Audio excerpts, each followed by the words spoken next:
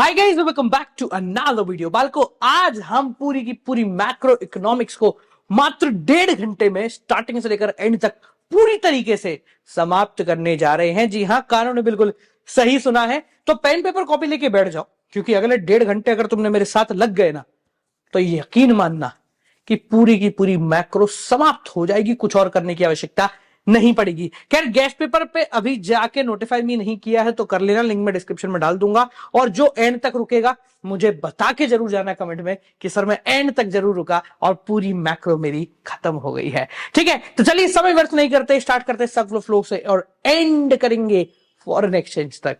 Let's get started. सबसे पहले बात करते हैं ये सर्कुलर फ्लो ऑफ इनकम का मतलब क्या होता है। देखो, सिंपल भाषा में बोले तो हमारा जो पैसा है वो घूमता है एक जगह से दूसरी जगह, दूसरी जगह से तीसरी जगह से चौथी जगह। वो ना तो कभी खत्म होता है और ना ही जनरली कहीं खोता है। इसको बोलते हैं सर्कुलर फ्लो ऑफ इनकम। एक स्टैंडर्ड डेफिनेशन बोले तो it refers to the cycle of generation of income, यानी पैसा पैदा होता है प्रोडक्शन से और फिर वो डिस्ट्रीब्यूट हो जाता है लोगों में, और लोगों के बाद वो वापस से प्रोडक्शन यूनिट के पास आ जाता है। यानी पैसा जो है वो 3 फेजेस के अंदर चलता है।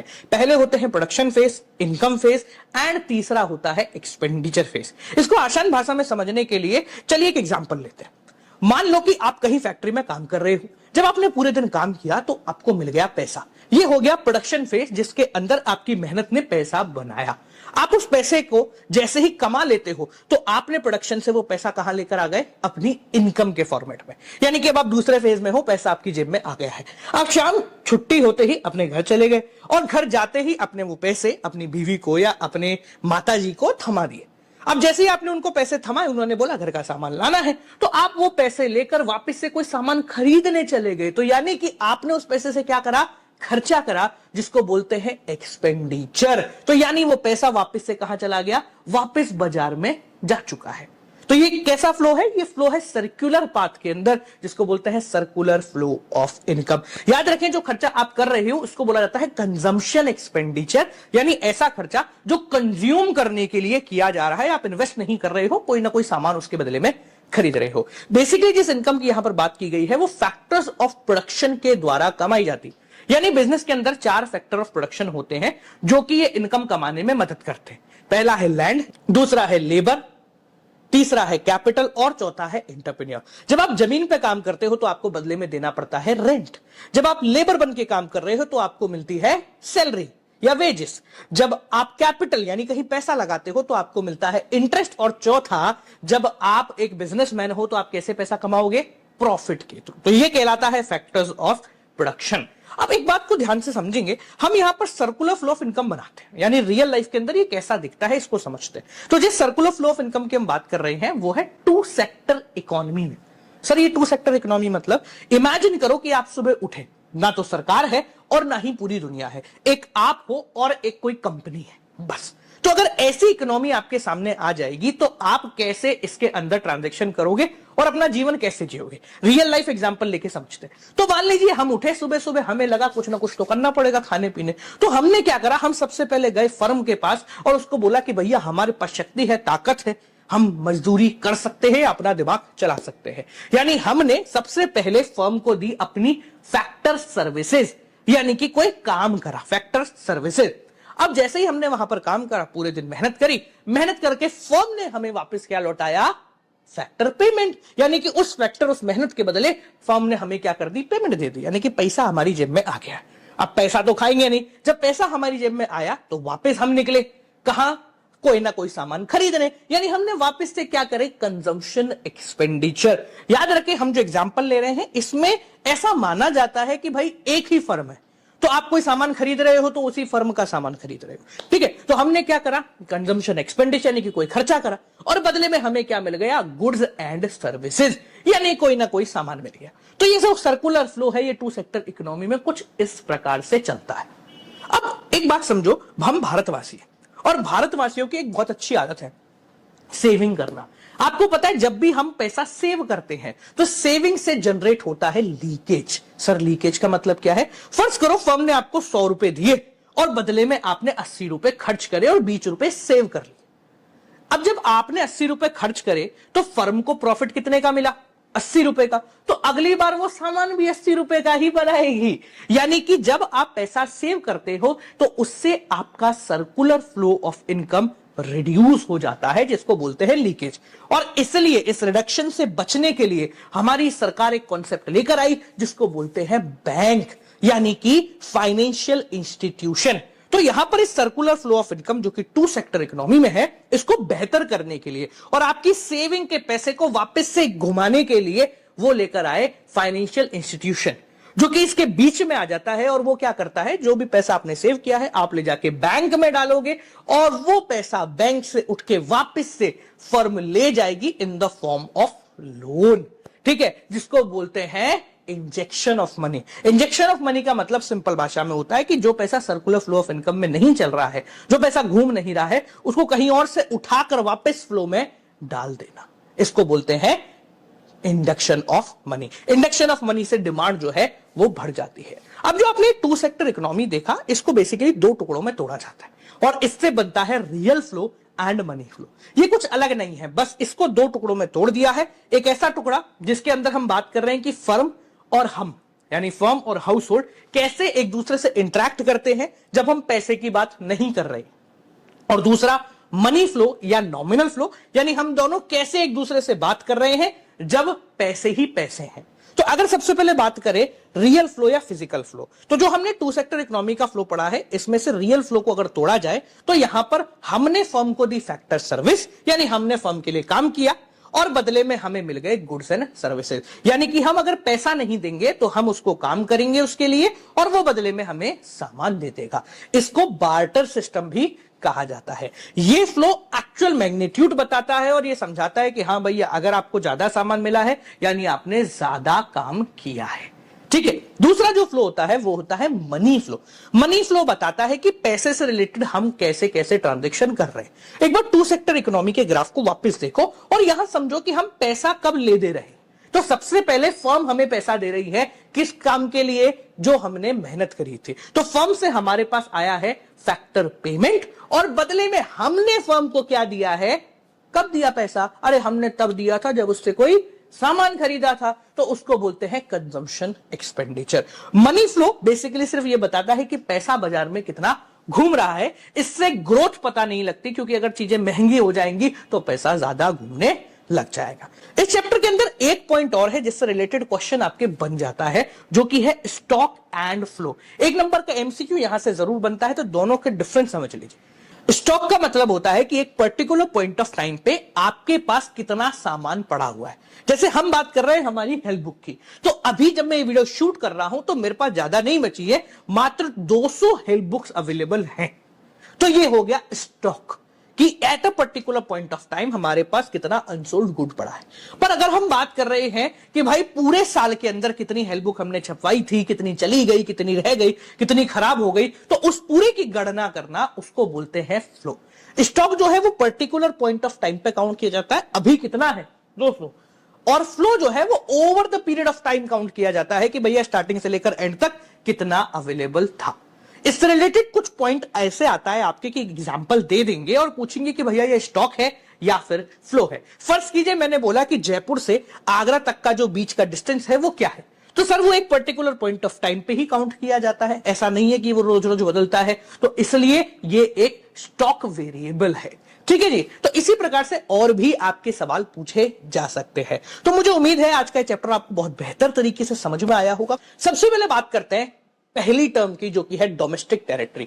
देखो अगर सिंपल भाषा में बात करें तो डोमेस्टिक टेरिटरी का मतलब होता है the political frontiers of the country, यानी कि हमारे देश की प्रॉपर्टी हमारी डोमेस्टिक टेरिटरी के अंदर होगी। इसके अंदर भारत देश के अंदर की चीजें और साथ साथ में भारत देश के बाहर की चीजें भी आती हैं। फर्ज कीजिए कि एयर इंडिया का कोई शिप है या एयर इंडिया का कोई जहाज है जो रशिया और यूक्रेन के बीच में घूम रहा है, मतलब लड़ नहीं रहा है, बस चाह रहा है, तो वो भी हमारी ही डोमेस्टिक टेरिटरी के अंदर आएगा। हमारा कोई मिलिट्री एस्टेब्लिशमेंट है या हमारी कोई एम्बेसी है जो पाकिस्तान, जापान, मलेशिया कहीं पे भी है, तो वो हमारी डोमेस्टिक टेरिटरी के अंदर आएगी।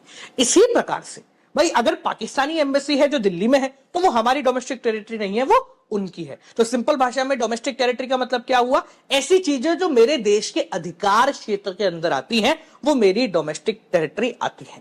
और वो बेसिकली वहां पर सामान जो है वो फ्रीली सर्कुलेट होता है। मतलब अगर हमारी इंडियन एम्बेसी को कोई सामान चाहिए तो वो सेल्स में काउंट नहीं होगा, बेसिकली ट्रांसफर ऑफ गुड्स में ही काउंट किया जा रहा होगा। डोमेस्टिक टेरिटरी के बाद जो सेकंड पॉइंट आता है वो आता है नॉर्मल रेजिडेंट। देखो नॉर्मल रेजिडेंट का मतलब होता है सामान्य तौर पर रहने वाला, यानी वो व्यक्ति जो किसी एक देश में 1 साल से ज्यादा समय तक रुका है और यहां पर अपने सारे इकोनॉमिक इंटरेस्ट वाले काम कर रहा है। सर ये इकोनॉमिक इंटरेस्ट वाले काम का मतलब क्या होता है, मतलब खाना पीना नहाना धोना खर्च करना वो सब कुछ अगर यहां कर रहा है तो वो यहां का नॉर्मल रेजिडेंट कहलाएगा। जैसे मान लो कि मैं अभी भारत में रह रहा हूं तो मैं यहाँ का नॉर्मल रेजिडेंट हूं, क्योंकि मैं तो बचपन से यहां पर रह रहा हूं और मैं सारे काम यहां कर रहा हूं। मान लेते हैं कि कोई एक व्यक्ति है जो 5 साल पहले यहां पर आया था अमेरिका से, वो यहां आके बस गया है, ठीक है, 2-3 साल उसको हो चुके हैं, वो यहीं खा रहा है यहीं खर्चा कर रहा है, तो वो यहाँ का नॉर्मल रेजिडेंट कहलाएगा। याद रखें नॉर्मल रेजिडेंट का मतलब नागरिक नहीं होता है, नॉर्मल रेजिडेंट का मतलब सामान्य तौर पर रहने वाला। आप सामान्य तौर पर कहीं पर भी रह सकते हैं, आपकी जहां नौकरी लगी है किसी और देश में नौकरी लगी है, साल 1.5 साल हो गया तो आप वहां के नॉर्मल रेजिडेंट कहलाओगे, इसमें कोई भी दिक्कत की बात नहीं है। इसी प्रकार से जो अगला पॉइंट है आपका वो आता है सिटीजनशिप। अब इसको बोलते हैं नागरिकता। सिटीजनशिप मतलब एक लीगल कॉन्सेप्ट जो कि आपको उस पर्टिकुलर देश का नागरिक बताता है। अब नागरिक अगर आपको किसी देश का बनना है तो 2 चीजें होनी चाहिए, दोनों में से कोई भी एक चीज है तो आप उसके नागरिक हो, या तो आप वहां पैदा हुए हो, अगर मैं भारत में मेरा बर्थ है तो मैं यहां का नागरिक हूं by default, Aadhaar card pan card मेरा सब बनेगा, ठीक है, या फिर अगर आप वहां के नागरिक नहीं हो, वहां पैदा नहीं हुए तो कुछ लीगल फॉर्मेलिटीज करके भी आप नागरिकता ले सकते हो। जैसे मान लीजिए मैं यूएस में ग्रीन कार्ड चाहिए तो मुझे एटलीस्ट 5 साल वहां जाके काम करना पड़ेगा, या फिर वहां की किसी गोरी मैम के साथ शादी करनी पड़ेगी। तौबा तौबा, शादीशुदा आदमी है ना, तो ये भी तरीका है, और उस शादी को 6 महीने तक रखना पड़ेगा एटलीस्ट, तो वहां का मुझे ग्रीन कार्ड मिल जाता है। अब बेसिकली सवाल ये उठता है सर नागरिकता पाने से फायदा क्या होता है। जैसे भारत के अगर आप नागरिक हो तो आपके पास एक आधार कार्ड होगा, आधार कार्ड की इंपॉर्टेंस हमें नहीं पता है पर किसी और व्यक्ति से पूछो जो यहाँ का नागरिक नहीं है, वो ना तो सिम ले सकता है ना कोई ढंग का कुछ का और काम कर सकता है, उसको फ्लाइट भी लेनी है तो भी उसको अपना सबको दिखाना पड़ेगा और बहुत सारा खर्चा उसका एडिशनल हो जाता है। तो नागरिक बनने से आपको बहुत सारी फैसिलिटीज मिल जाती हैं किसी भी देश की। अब इसके बाद जो छोटे मोटे पॉइंटर्स हैं जो आपको फॉर्मूला बनाने में नेशनल इनकम के बहुत मदद करेंगे, उनके बारे में बात करते हैं। सबसे पहला पॉइंट है फैक्टर इनकम। देखो पिछले चैप्टर में भी मैंने आपको समझाया था, फैक्टर इनकम का मतलब वो इनकम जो कि फैक्टर्स ऑफ प्रोडक्शन ने कमाई है। फैक्टर ऑफ प्रोडक्शन 4 होते हैं, लैंड लेबर कैपिटल एंटरप्रेन्योर। आप इसे रिपीट करना, land labour capital entrepreneur. Land मतलब जमीन, तो जमीन पे अगर कोई काम कर रहा है तो वो कैसे कमाएगा, रेंट, तो रेंट हो गया फैक्टर इनकम जो कि जमीन ने कमाया है। दूसरा आता है लेबर, लेबर यानी मजदूर, तो मजदूर पैसा कैसे कमाएगा, थ्रू वेजेस, तो वेजेस क्या हो गया, फैक्टर इनकम जो कि किसने कमाया है, लेबर ने। तीसरा हो गया कैपिटल, यानी आपने कहीं पैसा लिया है तो आपको मिलेगा इंटरेस्ट। और चौथा है एंटरप्रेन्योर यानी कि बिजनेसमैन, तो बिजनेसमैन अगर कहीं काम कर रहा तो उसको क्या मिलेगा, प्रॉफिट। तो जब भी ये लोग कुछ कमाते हैं तो उसको बोला जाता है फैक्टर इनकम। याद रखें नेशनल इनकम को जब हम काउंट करते हैं यानी कि भारत की आय को, तो उसके अंदर सिर्फ फैक्टरों की इनकम को ही काउंट किया जाता है, नॉन फैक्टर इनकम को नहीं काउंट किया जाता है। समझ में आ गया। तो what is factor income, the income earned by factor of production is known age factor income. अब फैक्टर इनकम की बात हो गई मेहनत करके पैसा कमाना, दूसरे प्रकार से भी आप पैसा कमा सकते हो जिसको बोलते हैं ट्रांसफर इनकम। सर ये ट्रांसफर इनकम क्या हुई, ट्रांसफर इनकम का मतलब ऐसा पैसा जो कि आपने कमाया है बिना कोई प्रोडक्टिव एक्टिविटी करे। याद रखिए मैक्रो इकोनॉमिक्स के अंदर प्रोडक्टिव एक्टिविटी को ही एक्टिविटी माना जाता है, यानी कि कोई प्रोडक्शन रिलेटेड।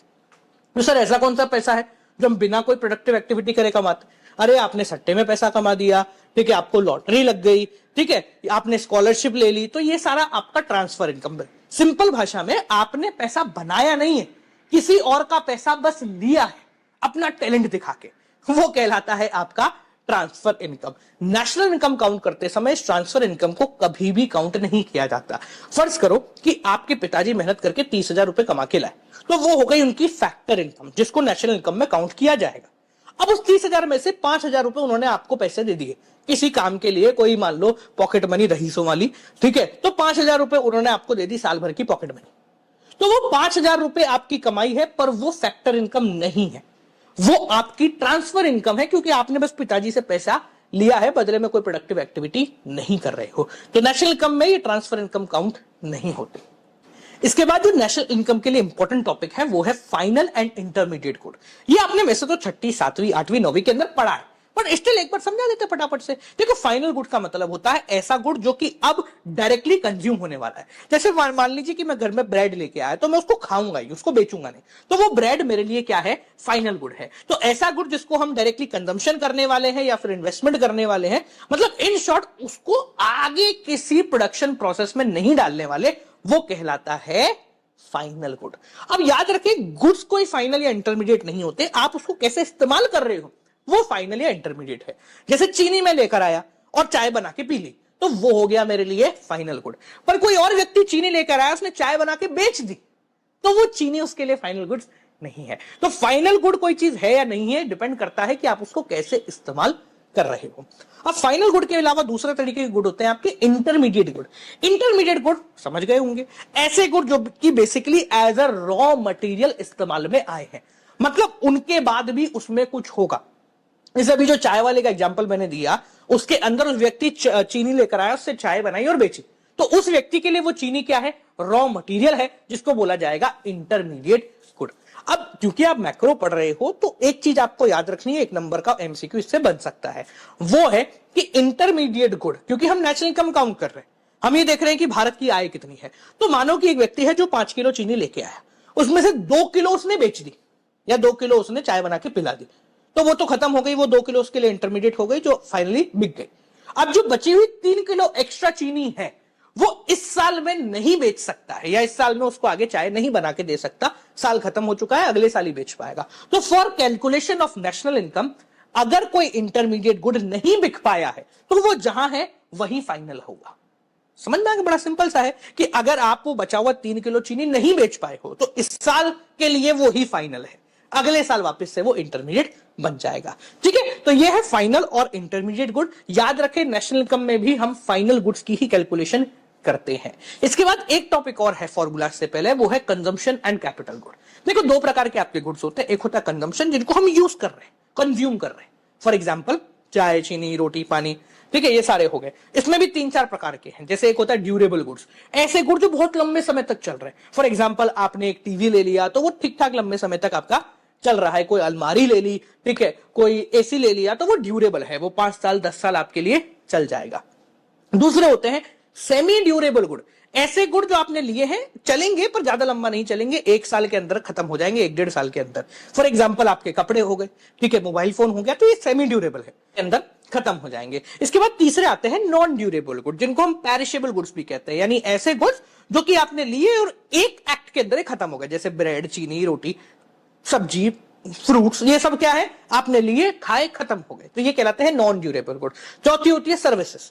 सर्विसेज का मतलब वही आप सब जानते हो, कोई आपने सर्विस प्रोवाइड करी, कोई मान लो टीवी है, टीवी क्या, पिक्चर हॉल में आप पिक्चर देखने गए तो वो आपको सर्विस दे रहा है, रेस्टोरेंट में खाना खाने गए तो वो रेस्टोरेंट में सर्विस दे रहा है आपको, तो ये होती है सर्विसेज। इसके अलावा जो दूसरे गुड होते हैं वो है कैपिटल गुड। कैपिटल गुड मतलब ऐसे गुड जो किसी और चीज का प्रोडक्शन करने में मदद कर रहे हैं, जैसे मशीन। अब मशीन एक कैपिटल गुड है, सामान तो है, इस्तेमाल में तो आ रहा है, पर वो खुद कोई सामान नहीं है, उससे सामान बनेगा, तो वो क्या हो गया, वो हो गया आपका कैपिटल गुड। ठीक है, तो ये जो सारे छोटे छोटे टर्म्स अपन ने पढ़ी ना, ये सारी आपको 1-1, 2-2 नंबर के एमसीक्यू में बहुत मदद करेंगे। इसके बाद अब आ जाते हैं मेन खेल पर, जो है नेशनल इनकम के 3 फॉर्मूला। यहां पर हम उन 3 फॉर्मूले की बात नहीं कर रहे जो कि आप सोच रहे हो, यानी वैल्यू एडेड इनकम मेथड और एक्सपेंडिचर मेथड नहीं पढ़ रहे। नेशनल इनकम को शुरू करने से पहले 3 ऐसे फॉर्मूले हैं जो आपके दिमाग में फिट हो ही जाने चाहिए, जिसमें सबसे पहला फॉर्मूला है ग्रॉस एंड नेट का फॉर्मूला। देखो, जब भी हम कोई सामान खरीदते हैं, तो सामान को खरीदते समय हम उसकी एक पर्टिकुलर वैल्यू देते हैं। ठीक है, जैसे मान लो कि मैंने ये माइक खरीदा, तो ये माइक कॉस्ट करता है अप्रोक्सीमेटली 30 to 35,000 रुपीज का। ठीक है, तो मैंने इसको खरीदते समय 30,000 रुपए दिए। तो जब मैंने इसको खरीदा तो इसकी ग्रॉस वैल्यू मेरे नजर में कितनी हो गई, 30,000 रुपीज, यानी कि इसकी परचेज वैल्यू। अब इस माइक को खरीदे हुए मुझे 2-3 साल हो चुके हैं। अब मेरे को ये माइक बेच के दूसरा लेना है, तो मान लीजिए मैं इस माइक को बेचने जाता हूं बाजार में और मुझे इसके बदले में 10,000 रुपए के आसपास मिल जाएगा। तो ये जो 10,000 रुपए है, ये कहलाती है इसकी आज की वैल्यू या फिर नेट वैल्यू। समझ में आ गया। तो जो परचेज के टाइम खरीदी थी वो थी ग्रॉस वैल्यू, और आज के समय जो इसकी वैल्यू है वो है नेट वैल्यू। अब सर 2 साल मैंने आपको इस माइक को इस्तेमाल करा है, तो 2 साल इस्तेमाल करने की वजह से इस माइक की वैल्यू में गिरावट आई, जिसको हम बोलते हैं डेप्रीसिएशन। अभी जो डेप्रिसिएशन है इसको 2-3 नामों से और जाना जाता है, जैसे current replacement cost of fix capital, capital consumption allowance, और भी 1-2 नाम है। अब हमने क्या समझा कि जो नेट वैल्यू है वो कैसे आई, हमारी जो ग्रॉस वैल्यू जो परचेज करते समय वैल्यू थी उसमें से जब हमने डेप्रिसिएशन को हटाया तो हमारे पास क्या आ गया, नेट वैल्यू। ये बहुत इंपॉर्टेंट फॉर्मूला है जो आपको याद रखना है, मैं वापस रिपीट करता हूं। Gross value minus depreciation is equal to net value, और अगर मुझे नेट वैल्यू से ग्रॉस वैल्यू पे जाना है तो net plus depreciation is equal to gross value. इसके बाद जो दूसरा फॉर्मूला आता है वो आता है एनआईटी का, नेट इनडायरेक्ट टैक्स। अब एक बात को ध्यान से समझना, अगर एक सामान बाजार में 10 रुपए का बन रहा है तो वो बाजार में 12-15 रुपए का बिकेगा। आप बोलोगे सर सही बात है, बीच में 2-5 रुपए तो बनाने वाले का प्रॉफिट होता है, तो यहां पर हम बोलेंगे गलत जवाब। जब भी हम किसी सामान को बनाते हैं तो उसकी कॉस्ट के अंदर हम बनाने वाले का प्रॉफिट भी काउंट करते हैं। आपने देखा होगा ना, factors of production, land, labour, capital, entrepreneur, तो जो चौथा फैक्टर ऑफ प्रोडक्शन है उसका प्रॉफिट हम ऑलरेडी काउंट कर चुके हैं। तो अगर मैं आपको बोलूं किसी सामान को बनाने का खर्चा, तो उसको बोलते हैं फैक्टर कॉस्ट, यानी कि वो सारा खर्चा जो सामान को बनाने में लगा इंक्लूडिंग प्रॉफिट। तो अगर मैं बोल रहा हूं कि कोई सामान 10 में बना है, इसका मतलब वो प्रॉफिट भी उसमें काउंटेड है। पर अगर वो बाजार में बिक रहा है 12 रुपए में, तो बीच के 2 रुपए कहां गए? तो बीच के 2 रुपए एक ऐसा व्यक्ति लेता है जो हर चीज में पैसा लेता है, वो है हमारी सरकार, और वो लेती है हमसे इनडायरेक्ट टैक्स जैसे जीएसटी। तो अगर कोई सामान 10 में बना है, 12 में बिका है, तो बीच के जो 2 रुपए हैं वो कहलाते हैं net indirect tax. Sir net मतलब अगर सरकार कोई दिलदार हो गई और उसने हमें कोई सब्सिडी, कोई छूट दे दी है, तो वो माइनस हो जाता है। तो what is net indirect tax? Indirect tax minus subsidy. ठीक है जी। और जिस पे वो बिक रहा है यानी वो 12 रुपए, वो कहलाते हैं आपके मार्केट प्राइस। तो यहां से दूसरा फॉर्मूला जनरेट हुआ कि फैक्टर कॉस्ट में अगर एनआईटी, नेट इनडायरेक्ट टैक्स को जोड़ा तो आ गया हमारे पास मार्केट प्राइस, और अगर मार्केट प्राइस में से इनडायरेक्ट टैक्स को हटा दिया तो आ गया हमारे पास फैक्टर कॉस्ट। ठीक है जी। अब बात करते हैं तीसरे फॉर्मूले की जो बहुत इंपॉर्टेंट है, वो है net factor income from abroad. Simple भाषा में बोले तो वो पैसा जो हमारे लोग बाहर से कमा के लाए हैं। देखो मान के चलो अगर भारत की हम बात करें, यहां 100 लोग रहते हैं, तो 100 में से 2-5 तो ऐसे होंगे ना जो बाहर के होंगे, मतलब वो पैसा कमा के बाहर बेच देते होंगे, और दुनिया में भी ऐसे कई सारे लोग होंगे जो बाहर से पैसा कमा के भारत के अंदर लाते होंगे। तो इनके पैसों के बीच का जो सम निकलता है उसको बोलते हैं net factor income from abroad. फॉर्मूले की बात करें तो factor income received from abroad, यानी बाहर के लोग जो भारत के अंदर लेके आए, इसमें से माइनस कर दो जो यहां के लोग भारत में लेके चले गए। ठीक है, भारत से लेके चले गए। अब इन दोनों के बीच का जो डिफरेंस है वो कैसे काम आता है, ध्यान से समझना।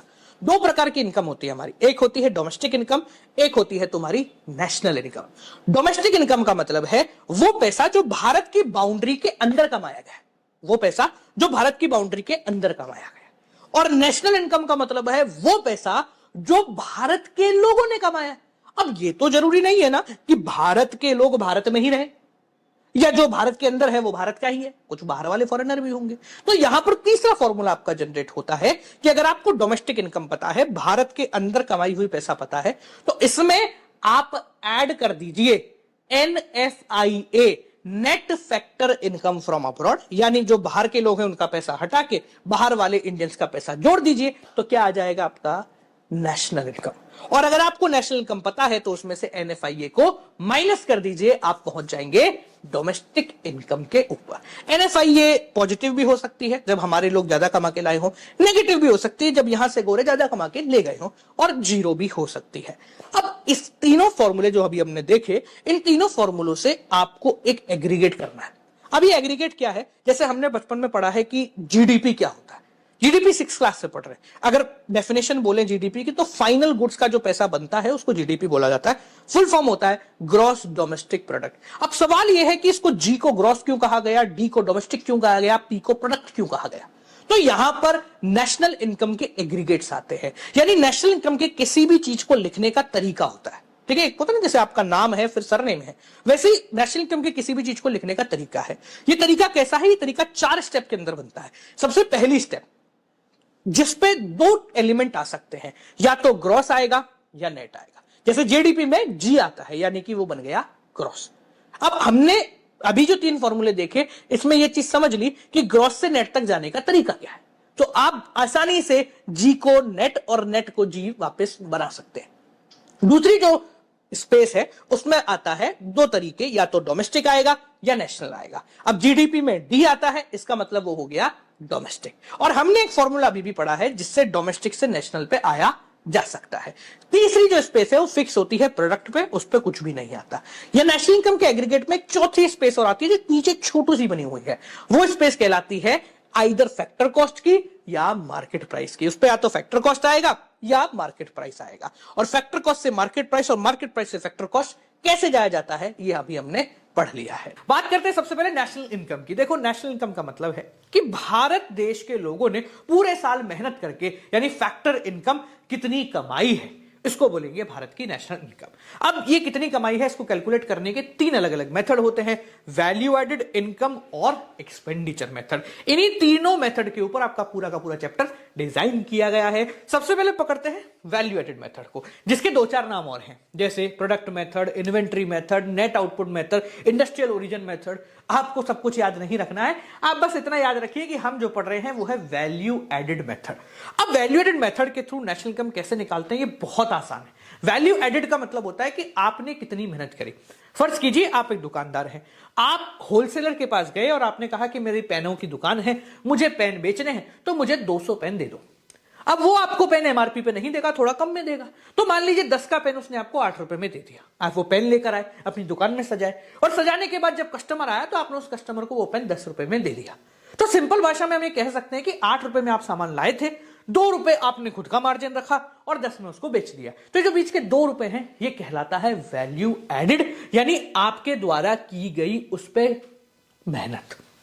अब जो ये वैल्यू एडेड है ये कैसे हमने कैलकुलेट किया, वैल्यू ऑफ आउटपुट यानी कि sales price minus intermediate consumption, यानी कि मैं उसको कितने में खरीद के लाया था। तो नेशनल इनकम कहता है कि बस ये बीच की जो चीज है इससे ही हम लोग नेशनल इनकम कैलकुलेट कर लेंगे। अब क्योंकि हम कक्षा 12वीं के अंदर हैं तो डायरेक्टली कभी कभी वैल्यू ऑफ आउटपुट गिवन नहीं होता है, तो इनकेस अगर आपको वैल्यू ऑफ आउटपुट नहीं गिवन है, यानी कि आपने कितने बेचा है ये नहीं गिवन है, तो इसको ढूंढा जा सकता है। कैसे ढूंढते हैं, value of output is equal to sales plus change in stock, यानी कि जितना बेचा वो देख लो और जो नहीं बिक पाया वो देख लो। तो अगर हम बोले कि हमें इस मेथड से नेशनल इनकम निकालनी है तो हमें सिंपल ये करना है कि हर लेवल पे कितनी वैल्यू ऐड हुई है ये पता करना। जैसे मैंने एक सामान बनाया, मैं मैन्युफैक्चरर हूं तो मैंने होलसेलर को बेचा होगा, बीच में खुद का कमीशन रखा होगा। अगर मैं होलसेलर हूं तो होलसेलर से रिटेलर के पास गया होगा, उसने खुद का कमीशन रखा होगा। रिटेलर से कस्टमर के पास गया होगा, उसने खुद का कमीशन रखा होगा। तो जब इन 3 लोगों के कमीशन को या वैल्यू एडेड को जोड़ देते हैं तो हमें मिल जाता है gross domestic product at market price, यानी जीडीपीएमपी। अगर आपको नेशनल इनकम कैलकुलेट करनी है तो नेशनल इनकम होती है एनएनपीएफसी। क्या होती है, एनएनपीएफसी। अब जीडीपीएमपी से एनएनपीएफसी तक कैसे पहुंचा जाता है ये हम पिछले चैप्टर में ऑल्दो डिस्कस कर चुके हैं, पर अगर आपको याद नहीं तो चलिए मैं बता देता हूं। जीडीपीएमपी से एनएनपीएफसी, तो जी से गए एन पे यानी ग्रॉस से गए नेट पे, माइनस करना पड़ेगा डेप्रिसिएशन। सेकेंड आता है डी, यानी डोमेस्टिक से हमें जाना है नेशनल पे, तो हमें ऐड करना पड़ेगा net factor income from abroad. और तीसरा है एमपी से एफसी, यानी मार्केट प्राइस से फैक्टर कॉस्ट, जिसके लिए हमें एनआईटी को सिंपल भाषा में कर देना है माइनस। बस आ गया आपका नेशनल इनकम। तो पहले मेथड के बाद दूसरा मेथड है इनकम मेथड, जो कहता है कि भैया ऐसे नहीं होगा सारा का सारा काम। अच्छा, यहां पर एक पॉइंट और आता है जो कहता है प्रॉब्लम ऑफ डबल काउंटिंग। अब प्रॉब्लम ऑफ डबल काउंटिंग बहुत सिंपल है, ऐसा डरने की जरूरत नहीं है। प्रॉब्लम ऑफ डबल काउंटिंग कहती है कि भैया तुम है ना एक ही चीज को बार बार कैलकुलेट मत करो। तो इससे बचने का सिंपल तरीका है कि भैया सबके कमीशनों को जोड़ के नेशनल इनकम निकाल दो, किसी की भी एमआरपी मत लीजिए, या फिर अगर एमआरपी ले रहे हैं तो सिर्फ एमआरपी लीजिए, किसी के भी कमीशन को मत काउंट कीजिए। ठीक है। सेकंड मेथड है इनकम मेथड, जो कहता है कि लोगों की कमाई से भी नेशनल इनकम निकाली जा सकती है। इसको डिस्ट्रीब्यूटिव शेयर मेथड या फैक्टर पेमेंट मेथड भी कहते हैं। अब इसके थ्रू जब हम नेशनल इनकम निकालते हैं तो लोग कैसे कमाएंगे भाई, 4-5-6 तरीके ही हैं कमाने के। सबसे पहला, आप किसी के यहां काम कर रहे हो तो आपको मिलेगा कंपनसेशन, जो कि पहला एलिमेंट है कंपनसेशन ऑफ एम्प्लॉइज।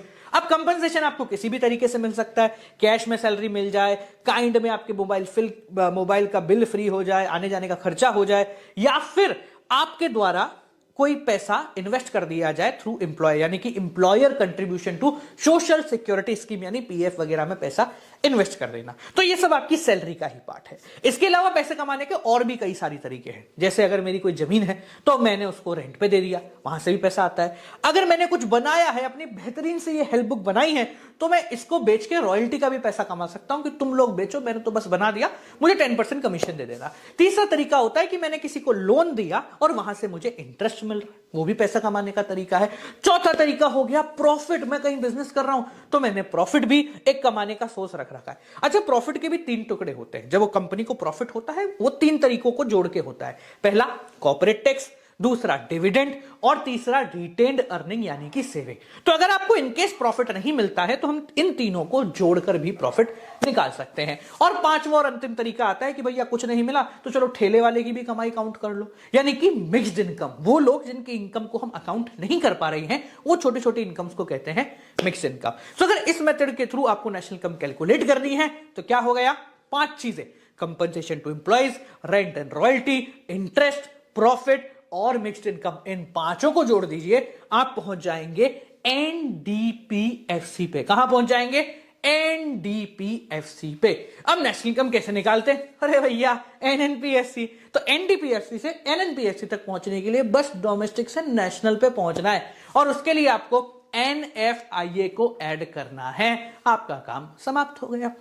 चलिए तीसरे मेथड की बात करते हैं। अंतिम मेथड जो है इसका वो है एक्सपेंडिचर मेथड, यानी कि जो खर्चे हुए हैं उन सब खर्चों के थ्रू भी नेशनल इनकम निकाली जा सकती है। अब जब खर्चों की बात करें तो खर्चे बेसिकली 4 अलग अलग कैटेगरी में काउंट किए जाते हैं। कौन कौन से, पहला प्राइवेट फाइनल कंजम्पशन एक्सपेंडिचर, यानी वो खर्चा जो प्राइवेट यानी हम लोगों ने किया है फाइनल गुड्स एंड सर्विसेज, मतलब खाने पीने के लिए, खाने पीने इन द शॉर्ट कंज्यूम करने के लिए। तो पहला तो खर्चा हो गया हमने वो जो खर्चा किया है ऑन फाइनल गुड्स, ठीक है।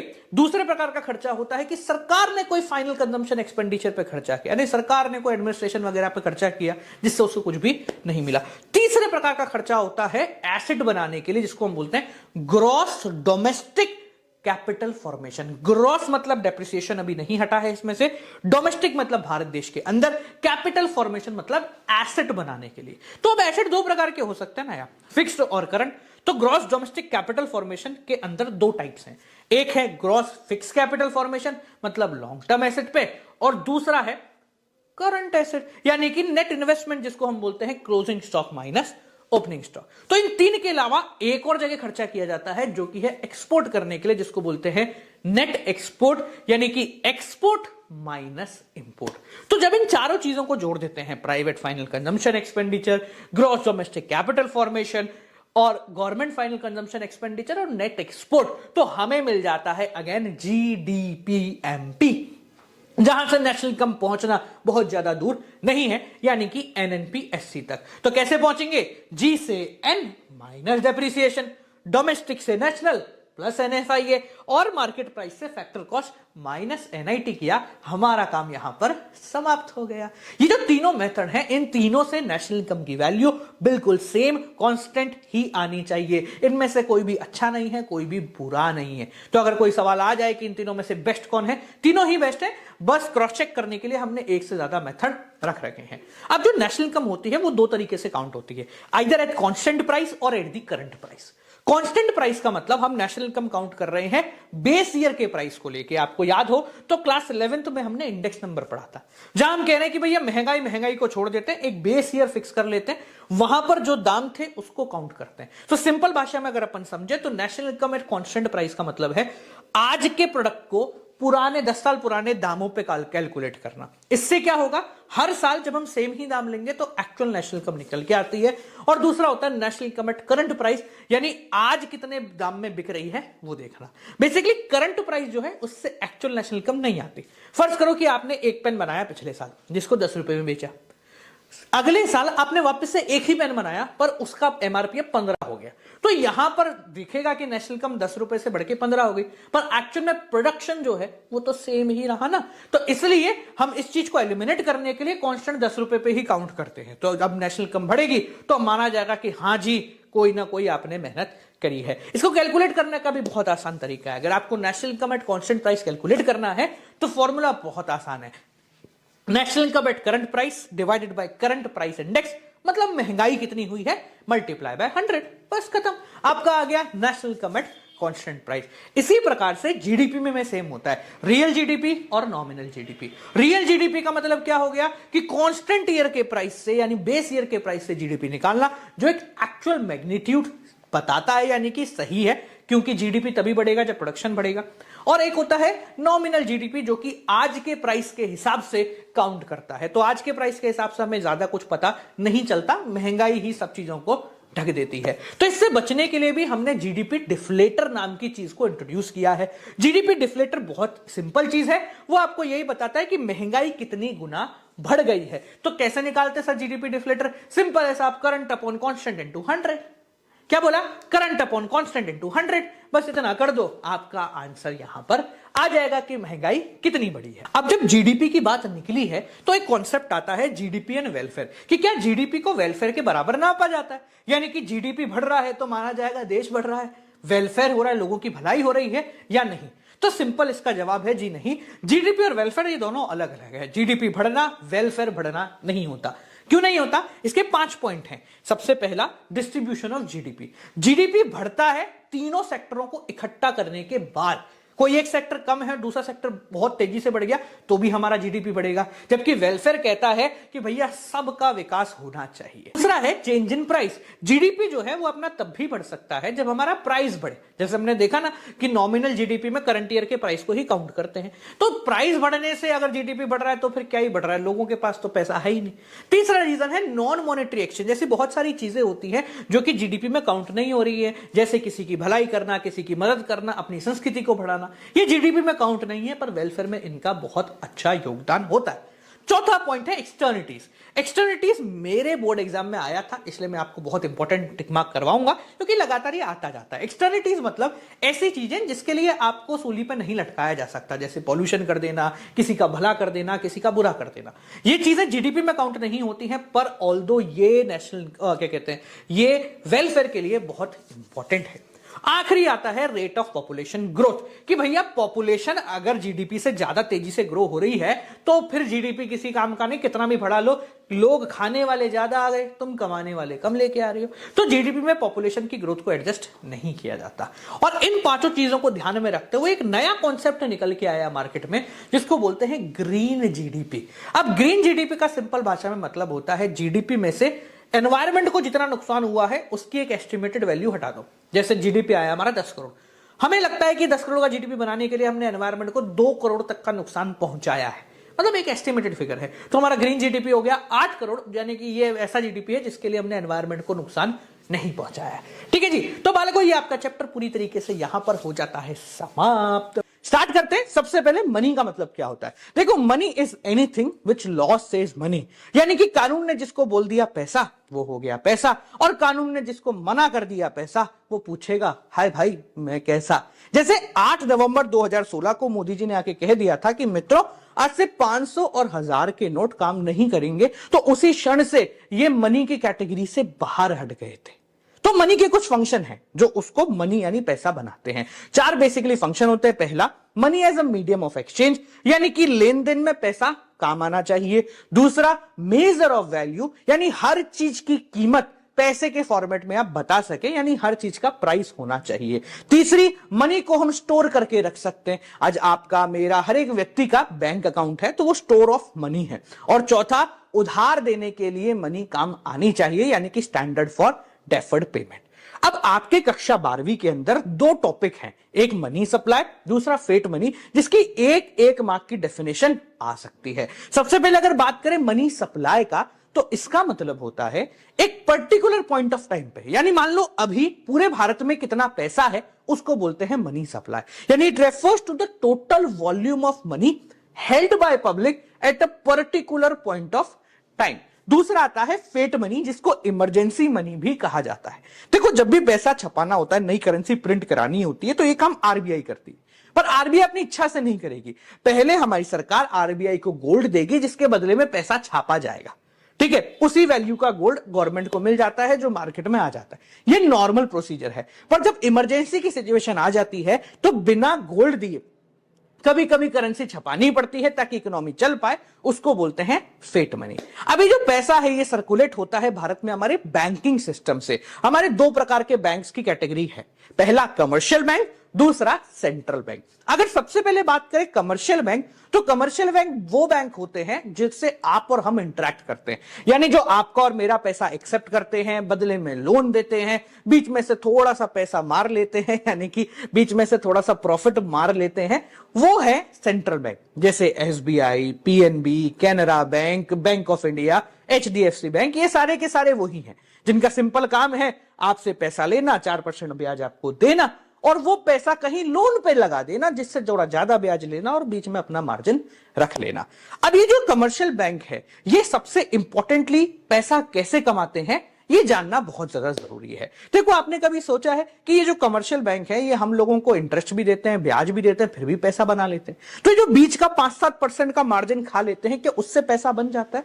तो जवाब है जी हां, उससे पैसा बन जाता है। ये पैसा बेसिकली कहीं जाता नहीं है, ये मार्केट में सर्कुलेट होता है। अब ये मनी सप्लाई होती कैसे है इसको समझने के लिए एक छोटा सा एग्जाम्पल लिए चलते हैं कि मान लो आपने 1000 रुपए आज बैंक में जमा करा दी। अब इस एग्जाम्पल को समझने के लिए दो प्रकार के अजम्पशन है जो आपको अपने दिमाग में बिठाने पड़ेंगे। अजम्पशन नंबर 1 ये मान के चलो कि सारे बैंक एक ही, यानी कि किसी बैंक में आप पैसा जमा करा रहे हो तो वो एक ही बैंक में जा रहा है। और दूसरा अजम्पशन ये कहता है कि सारे ट्रांजेक्शन चेक के थ्रू हो रहे हैं, यानी कि कुछ भी कैश में नहीं हो रहा, सब कुछ बैंकों के थ्रू ही हो रहा है। तो मान लो कि आज आपने 1000 रुपए ले जाके एक बैंक में जमा कराया, बैंक उसका क्या करेगा? बैंक उस 1000 में से 200 रुपए अलग हटा के रख देगा, जिसको बोलते हैं LRR, लीगल रिजर्व रिक्वायरमेंट। यानी कि कल अगर आप पैसे मांगने गए तो बैंक पैसे कहां से देगा? तो वो बैंक उन 200 रुपए में से निकाल के आपको दे देगा और बाकी जो 800 रुपए हैं वो बैंक बेसिकली लोन पे चढ़ा देता है और वहीं से पैसा बैंक कमाता है। जो बचे हुए पैसा ना, इससे पैसा नहीं कमाता, ये 800 रुपए ही हैं जो बैंक को पैसा कमाने में मदद करते हैं। अब मान लीजिए 800 रुपए बैंक ने लोन पे दे दी किसी और आदमी को, अब वो पैसा लोन पे लेगा और लोन लेके कहीं खर्च करेगा। भाई पैसा रखने के लिए तो हम लोन लेते नहीं है, तो जैसे ही उसने खर्च करा तो खर्च होगा, क्या होगा? वापस से वो ट्रांजैक्शन बैंक के थ्रू हुआ और वो किसी और बैंक में पैसा पहुंच गया। सीधी सी बात है, अगर मैंने 800 रुपए कहीं खर्च करे हैं और मेरा अजम्पशन कहता है कि भैया सारे ट्रांजैक्शन चेक के थ्रू हो रहे हैं, तो बेसिकली किसी और व्यक्ति के खाते में पहुंच गए, तो अल्टीमेटली वो पैसा घूम के वापस बैंक में पहुंच गया। बैंक फिर वापस से यही काम करेगा कि जो 800 रुपए आए हैं उनमें से 20%, 30% जितना भी LRR है वो अलग रखेगा, बचा हुआ पैसा फिर लोन पे चढ़ा देगा, फिर वो घूम के आएगा, फिर वही होगा, फिर वो घूम के आएगा, फिर वही होगा। तो यहां पर बैंक एक प्राइमरी डिपॉजिट को ही बार बार घुमाता रहता है और उससे ब्याज कमाता रहता है। अब बैंक कितना पैसा कमा पाएगा ये डिफाइन किया जाता है उस अमाउंट से जो कि उसने रखा हुआ है, क्योंकि अल्टीमेटली अगर वो ज्यादा पैसे अपने पास in the form of LRR रख लेगा तो वो कम पैसा बना पाएगा। तो यहां पर बैंक कितना पैसा या कितना गुना पैसा बना सकता है, इसका एक फॉर्मूला है। जो फॉर्मूला है money multiplier is equal to 1/LRR, यानी कि इनवर्स रिलेशनशिप बिटवीन LRR। जैसे मान लो कि बैंक में 20% पैसा रखना है, यानी LRR की रेट RBI ने बोली भाई 20% है, तो बैंक कितना पैसा बना पाएगा? 1/20%, that is equal to 5 times. यानी कि आपने 1000 रुपए जमा कराए हैं तो बैंक उसको घुमा के 5000 तक कर पाएगा। अगर LRR की रेट 50% होगा, यानी RBI ने बोला भाई लोन कम दे दो, पैसा सारा सेव कर लो, तो bank 1/50%, that is equal to 2 times, यानी कि 1000 के 2000 ही कर पाएगा। तो यहां बैंक कितना पैसा कमा रही है डायरेक्टली डिफाइन किया जाता है थ्रू इट्स LRR, यानी लीगल रिजर्व रिक्वायरमेंट। अब इसके बाद कमर्शियल बैंक को छोड़ दें तो मेन बैंक जो आता है वो है हमारा RBI, यानी कि रिजर्व बैंक ऑफ इंडिया। एक ऐसा बैंक जो इस पूरे बैंकिंग सिस्टम को गवर्न करता है, या सिंपल भाषा में बोले तो उसको रेगुलेट करने का काम करता है। RBI जो है वो 1934 के एक्ट के थ्रू हमारा सेंट्रल बैंक बना। अब सेंट्रल बैंक का मतलब है इन सभी बैंकों का पिताजी।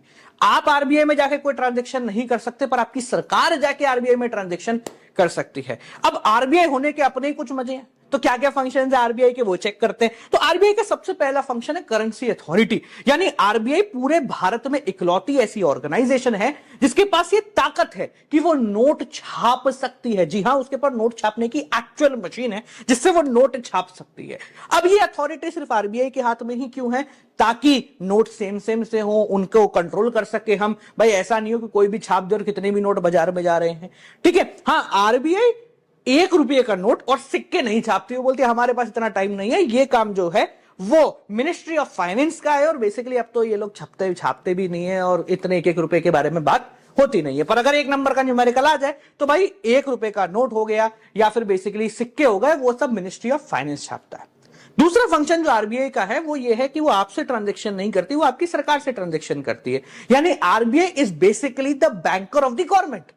जैसे हम बैंक में पैसा जमा कराते हैं, वैसे हमारी सरकार, जैसे राजस्थान सरकार, मध्य प्रदेश सरकार, उत्तर प्रदेश सरकार, उनका खाता आरबीआई में है, वो अपना सारा पैसा आरबीआई में ले जाके रख देते हैं। तो जो काम हम अपने बैंक के साथ करते हैं, सेम काम हमारी सरकार जो है वो आरबीआई के साथ ट्रांजैक्शन करती है। इतना ही नहीं, जैसे आपका बैंक है एसबीआई, एसबीआई का बैंक कौन सा है, तो एसबीआई का जो बैंक है वो है आरबीआई, पीएनबी का बैंक जो है वो है आरबीआई। यानी कि सारे बैंक भी अपना खाता आरबीआई के अंदर खुला के रखते हैं, क्योंकि वो पिताजी है, उसके पास चंदा चढ़ाना जरूरी है ना, तो इसलिए ये बहुत इंपॉर्टेंट है। अब ये जो चंदा चढ़ाते हैं, ये कैसे चढ़ाते हैं समझना। अपन ने अभी एक पीछे एग्जांपल लिया जिसमें बोला कि अगर 1000 रुपए आपने बैंक में डिपॉजिट कराए हैं तो उन 1000 रुपए में से 800 रुपए, एक एवरेज पकड़ते हैं, बैंक लोन पे दे देगा और बाकी जो 200 रुपए हैं वो एलआरआर, लीगल रिजर्व रिक्वायरमेंट के फॉर्मेट में अपनी जेब में रख लेगा। अब ये एलआरआर के भी 2 टुकड़े कर देते हैं, एक होता है सीएलआर, एक होता है सीआरआर, एक होता है एसएलआर। सीएलआर का मतलब होता है कैश रिजर्व रेशो और एसएलआर का मतलब होता है स्टैट्यूटरी लिक्विडिटी रेशो। अब मेरी बात ध्यान से समझना, ये जो 200 रुपए है इसके 2 टुकड़े हुए, मान लेते हैं 80 और 120। तो ये जो 80 रुपए है सीआरआर के फॉर्मेट में, ये उठा के पहले ही दिन हमारा बैंक आरबीआई में जमा करा देता, पिताजी चंदा रख लो, ताकि कोई भी दिक्कत, कोई भी परेशानी, देखो मैंने आपको थोड़े पैसे दिए थे, थोड़ा लोन वोन दे दो ना, ये काम होता है। बाकी जो 120 रुपए हैं एसएलआर के, ये आप अपने एटीएम से जाके निकाल सकते हैं। ठीक है, तो यहां पर आरबीआई के पास सारे बैंक का कैश रिजर्व पड़ा रहता है, ताकि in case of emergency RBI उनको वो चीज वापस अलॉट करे या कोई भी दिक्कत होती है तो आरबीआई बीच में आके सॉर्ट कर दे। अब क्योंकि इनके पास पैसा पड़ा हुआ है तो आरबीआई ही as a lender of last resort काम आती है। लेंडर ऑफ लास्ट रिजॉर्ट का मतलब, अगर तुझे कहीं से मदद ना मिले तो मेरे पास आना, मैं तेरी मदद कर दूंगा। ये आरबीआई का एक फंक्शन है, क्योंकि पैसा उनके पास है। और मदद करने के साथ साथ वो अकाउंट सेटलिंग यानी क्लियरिंग हाउस का भी काम करता है कि कोई भी परेशानी होगी तो will take care of everything. इसके साथ साथ हमारे आरबीआई के पास फॉरेन एक्सचेंज रिजर्व भी है। भैया दुनिया जहां की सारी करेंसी हमारे आरबीआई ने अपनी जेब में बता के रखी है, ताकि आपकी फॉरेन एक्सचेंज रेट, जो डॉलर, पाउंड, यूरो, पाउंड, इनकी रेट जो फ्लक्चुएट होती है ना भाई, इसमें ज्यादा फ्लक्चुएशन ना हो, तो RBI has the custodian of foreign exchange reserve. ये तो बहुत छोटे से काम हो गए। नहीं, हमारा आरबीआई सेंट्रल बैंक है, तो एक बहुत इंपॉर्टेंट काम है जो सेंट्रल बैंक करता है, वो है controller of money supply and credit. यानी कि आरबीआई के पास ये शक्ति है, ये क्षमता है कि वो बाजार में कितना पैसा घूम रहा है या कितना उधार लोगों को दिया जा रहा है, इसको पूरी तरीके से कंट्रोल कर ले। अब वो कंट्रोल करता कैसा है? कंट्रोल करने के लिए उसके पास 2 अलग अलग इंस्ट्रूमेंट है।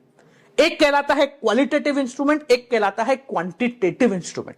देखो, क्वांटिटेटिव इंस्ट्रूमेंट का मतलब होता है ये ऐसी चीजें हैं, ऐसे जुगाड़ हैं जिनको आरबीआई यूज करके बाजार से पैसा खींच लेता है या बाजार में पैसा डाल देता है, क्वांटिटी कम ज्यादा कर रहा है। क्वालिटेटिव इंस्ट्रूमेंट वो इंस्ट्रूमेंट होते हैं जिसमें आरबीआई बोलता है नहीं नहीं तेरे पास नहीं, तेरे पास चला जाएगा, यानी कि सिर्फ डायरेक्शन बदलने का कार्य करता है। तो सबसे पहले पकड़ते कैसे पैसा खींचेगा और कैसे पैसा छोड़ेगा, यानी कि क्वांटिटेटिव इंस्ट्रूमेंट कैसे आरबीआई इस्तेमाल करता है। इनमें सबसे पहले आता है बैंक रेट। देखो, सिंपल सी बात को समझ लेना, आपको लोन चाहिए, आप किसके पास जाओगे? बैंकों के पास। बैंकों को लोन चाहिए तो वो किसके पास जाएंगे? वो जाएंगे बेसिकली आरबीआई के पास। तो आरबीआई जब कमर्शियल बैंक को लोन देती है तो बदले में कुछ इंटरेस्ट चार्ज करेगी, उस इंटरेस्ट को बोलते हैं बैंक रेट। अगर लॉन्ग टर्म के लिए 15-20 साल के लिए लोन दिया गया है तो बैंक रेट कहेंगे। अगर बहुत कम समय के लिए, बस मेरे को हफ्ते 10 दिन के लिए लोन चाहिए, बहुत कम समय के लिए लोन चाहिए, तो फिर उसको रेपो रेट बोल देते हैं। तो बैंक रेट का मतलब, जब कमर्शियल बैंक आरबीआई से लॉन्ग टर्म के लिए लोन लेती है तो उसको ब्याज देना पड़ता है, वो होता है बैंक रेट। अब मान के चलो कि आरबीआई ने बोला कि भैया मैं तुमसे 10% ब्याज लूंगी कमर्शियल बैंक से, तो कमर्शियल बैंक वो पैसा जब आपको लोन पे चढ़ाएंगे तो 14-15% तो लेंगे। तो यहां पर आरबीआई के पास ताकत है, उसको जैसे ही लगता है कि भाई बहुत ज्यादा लोन जा रहा है, वो कहता है नहीं भाई मैं तो इंटरेस्ट अब 12% लूंगा। तो जब वो 12% इंटरेस्ट लेता है तो ऑटोमेटिकली आपको भी ज्यादा इंटरेस्ट देना पड़ता है और आप लोन नहीं लेते हो। और जब लगता है कि लोन नहीं दिया जा रहा है तो आरबीआई बोलते चलो ठीक है मैं इंटरेस्ट रेट कम कर देते हैं। सेकंड जो इंस्ट्रूमेंट है वो है ओपन मार्केट ऑपरेशन यानी ओएमओ। अब ओपन मार्केट ऑपरेशन का मतलब क्या है, ध्यान से समझना। आरबीआई के पास ये ताकत है कि वो गवर्नमेंट की सिक्योरिटीज को बेच और खरीद सकती है या लेंड कर सकती है ताकि पैसा कम ज्यादा करे, जैसे गवर्नमेंट के ट्रेजरी बिल्स, बॉन्ड्स वगैरह। तो आरबीआई को अगर लगता है कि भैया बाजार में बहुत ज्यादा पैसा घूम रहा है, चलो कोई दिक्कत नहीं, सरकारी ट्रेजरी बिल्स या सरकारी बॉन्ड्स किसी को खरीदने क्या। अब सरकारी बॉन्ड पे फायदा है कि रिटर्न भी अच्छा मिलेगा, लॉस भी ज्यादा होने के चांसेस नहीं है, सिक्योरिटी है, तो वो सब बोलते हैं लाओ हमें दे दो हमें दे दो। तो जैसे ही आपने उनको दिया वैसे उनका सारा पैसा, मान लो 100 करोड़ के है तो 100 करोड़ के आपने इशू कर दिए, वो 100 करोड़ रुपए आरबीआई ने अपनी जेब में रखे और चुपचाप पेटी बांध के घर चले गए, तो वो पैसा मार्केट से खत्म हो गया। और जैसे उसको लगता है कि पैसा मार्केट में नहीं है तो वो बोलते ठीक है मैंने जो बॉन्ड दिए थे ना 2% ज्यादा के ब्याज पे कौन बेचना चाहता है, सब बेच देते हैं, पैसा वापस बाजार में आ गया। तीसरा जो तरीका होता है वो होता है अपना कॉमन एलआरआर, जो अभी अपन ने पढ़ा था। अपन ने ऑलरेडी देख लिया कि अगर एलआरआर की रेट ज्यादा होती है यानी कि बैंक सारा पैसा खुद के पास रख लेंगे तो पैसा नहीं बना पाएंगे, तो मार्केट में पैसा कम हो जाएगा। और अगर एलआरआर की रेट कम है तो बैंक बहुत ज्यादा पैसा बना पाएंगे। इसके लिए 8 नवंबर 2016 को जब मोदी जी आए थे ना, उन्होंने बोला 500 1000 के नोट बंद हो जाएंगे, तो यहां पर बहुत इंपॉर्टेंटली सारे बैंक्स को यह डायरेक्शन दिया गया था कि भैया आप सब अपने एसएलआर को 100% कर लो, यानी कि आपने जितना भी लोन, जितना भी आपके पास डिपॉजिट है वो सब आपकी जेब में होना चाहिए, आप लोन नहीं दोगे, ठीक है। तो ये काम आरबीआई कर सकती है। इसके अलावा दूसरे इंस्ट्रूमेंट आता है क्वालिटेटिव इंस्ट्रूमेंट, जो सिर्फ डायरेक्शन बदलने का काम करते हैं। अरे यहां मत दो, यहां दे दो, एग्रीकल्चर में मत दो, दूसरे सेक्टर में लोन दे दो। 3 इंस्ट्रूमेंट होते हैं। सबसे पहला है मार्जिन रिक्वायरमेंट। मार्जिन रिक्वायरमेंट का मतलब क्या है कि मान लो कि आप 10 लाख रुपए की बिल्डिंग को रख के लोन लेना चाहते हो, आपको कितने का लोन मिलेगा? 8 लाख का, 7 लाख का। अब आरबीआई को लगता है कि नहीं यार एग्रीकल्चर में अभी लोन नहीं देना और इंडस्ट्री में लोन देना है, तो अगर आप बेसिकली बिल्डिंग रखने आए हो और आप बोले साहब मुझे इस बिल्डिंग के बदले एग्रीकल्चर लोन चाहिए, तो बोलेंगे चलो 6 लाख दे देंगे। आप बोलोगे नहीं साहब मुझे तो फैक्ट्री लगाने के लिए चाहिए, तो बोले चलो 9 लाख दे देंगे। तो यहां पर आरबीआई ने क्या करा, जिस सेक्टर में उसको लोन नहीं देना वहां का मार्जिन बढ़ा दिया कि हम इतना सेफ्टी मार्जिन रख रहे हैं ताकि आप लोग लोन नहीं लो, और जब लोन नहीं लोगे तो पैसा ऑटोमेटिकली दूसरी जगह चला जाएगा। सब बोलेंगे भैया ठीक है फिर एग्रीकल्चर से बेहतर तो फैक्ट्री लगा लेते हैं। नेक्स्ट काम होता है मॉरल सुएजन। मॉरल सुएजन बड़ी सिंपल है। जैसे आपके पिताजी ने कभी बोला होगा ना, ठीक है बाहर तो जा रहे हो 8 बजे तक आ जाना, ठीक है सही रहेगा। तो ये क्या है, मॉरली बताना, यानी कि सिंपली एक तरीके से डायरेक्शन देना कि यार ठीक है नहीं करोगे ना तो ज्यादा बढ़िया रहेगा। तो आरबीआई कमर्शियल बैंक को बोल देता है देखो पैसे की भी तंगी चल रही है तो एग्रीकल्चर में थोड़ा रुक के लोन देना सही रहता है। अब तीसरा और अंतिम, सर मान लो कि उन्होंने बात नहीं मानी, आपने बोला पिताजी चलो ठीक है, हाँ ठीक है आ जाएंगे 8 बजे। 1-2 बारी जब ऐसा हो गया तो फिर पिताजी क्या बोलेंगे, देखो 9 बजे तक आ जाना, नहीं आए तो फिर बाहर ही रह जाना, ठीक है, यानी कि धमकी दे देना। तो यहां पर जो है आरबीआई तीसरा इंस्ट्रूमेंट यूज करता है जिसको बोलते हैं सिलेक्टिव क्रेडिट कंट्रोल, यानी कि वो बोलता है ठीक है हम तो क्रेडिट की राशनिंग कर देते हैं। राशनिंग करने का मतलब हमने पहले से डिसाइड कर दिया भाई 100 करोड़ इसमें एग्रीकल्चर में देने, इससे ऊपर देने ही नहीं है, जाओ तुम मानते नहीं हो ऐसे तो इससे ऊपर नहीं देने, ठीक है, भले कितना ही प्रॉफिट हो रहा हो तुम नहीं दोगे, ठीक है। इंडस्ट्री में मान लो 500 देना, तो उन्होंने क्या करा, लिमिट सेट कर दी कि इससे ऊपर की लिमिट मतलब भग जाना है यहां से, तो ये कहलाता है सिलेक्टिव क्रेडिट कंट्रोल, ठीक है। तो बालको ये आपका पूरा का पूरा चैप्टर यहां पर हो जाता है समाप्त। सबसे पहले बात करते हैं एग्रीगेट डिमांड का मतलब। देखो एग्रीगेट डिमांड का मतलब होता है वो प्लान्ड डिमांड जो कि पूरा भारत कर रहा है। यहां पर हम किसी एक चीज की डिमांड के बारे में बात नहीं करते, हम कह रहे हैं कि अगले साल पूरा इंडिया कितने की डिमांड कर सकता है। याद रखें कर सकता है, कर नहीं रहा है। ये जो एग्रीगेट डिमांड है ये प्लान्ड है, एक्चुअल नहीं है। तो सर अगर प्लान्ड है तो बनाई क्यों रहे? देखो सिंपल सी बात है, अगले साल जो हमें प्रोडक्शन करना है वो किस बेसिस पे करना है, वो होगा एग्रीगेट डिमांड के बेस पे। यानी कि हमने अंदाजा लगाया भाई 100 करोड़ तक की डिमांड हो सकती है तो उसके हिसाब का सामान बनाना शुरू कर दिया। तो एग्रीगेट डिमांड प्लान्ड डिमांड होती है और इसी को एग्रीगेट एक्सपेंडिचर भी कहते हैं। अगर बात करें कि एग्रीगेट डिमांड में क्या क्या आता है तो बेसिकली इसके 4 कंपोनेंट होते हैं, जैसे सी यानी कंजम्पशन, आई मतलब इन्वेस्टमेंट, जी मतलब सरकार के द्वारा कराया गया कंजम्पशन, और नेट एक्सपोर्ट मतलब बाहर भेजने के लिए जो हमने सामान बनाया है। पर क्योंकि आप कक्षा 12वीं के अंदर है तो आपके एग्रीगेट डिमांड के में 4 नहीं मात्र 2 ही कंपोनेंट हैं। कौन कौन से? Consumption and investment. याद रखें aggregate demand is equal to C plus I होता है। अब यहां पर ये जो दोनों टर्म्स है ना ये बड़ी काम की है। सबसे पहले बात करते हैं आई की, यानी कि इन्वेस्टमेंट की। तो एग्रीगेट डिमांड के कॉन्सेप्ट में जिस इन्वेस्टमेंट को आप पढ़ रहे हैं वो है ऑटोनॉमस इन्वेस्टमेंट। देखो एक इन्वेस्टमेंट तो होता है कि भैया पैसा डालो बहुत अच्छा प्रॉफिट कमाना है, पर एक इन्वेस्टमेंट ऐसा भी होता है जो हम प्रॉफिट कमाने के लिए नहीं बस जिंदगी जीने के लिए कर रहे हैं। जैसे मान लो घर का रेंट है तो आप घर का जो रेंट दे रहे हो, वो जो खर्चा वहां पर कर रहे हो या ईएमआई कर रहे हो, वो प्रॉफिट बनाने के लिए नहीं कर रहे हो, बस जिंदगी जीने के लिए कर रहे हो। उसी प्रकार से एक देश को भी ऐसा इन्वेस्टमेंट करना पड़ता है ताकि उसकी इकोनॉमी नॉर्मली चलती रहे। इस इन्वेस्टमेंट को कहते हैं ऑटोनॉमस इन्वेस्टमेंट। इसकी खासियत यह है कि यह हर लेवल पे कांस्टेंट रहता है।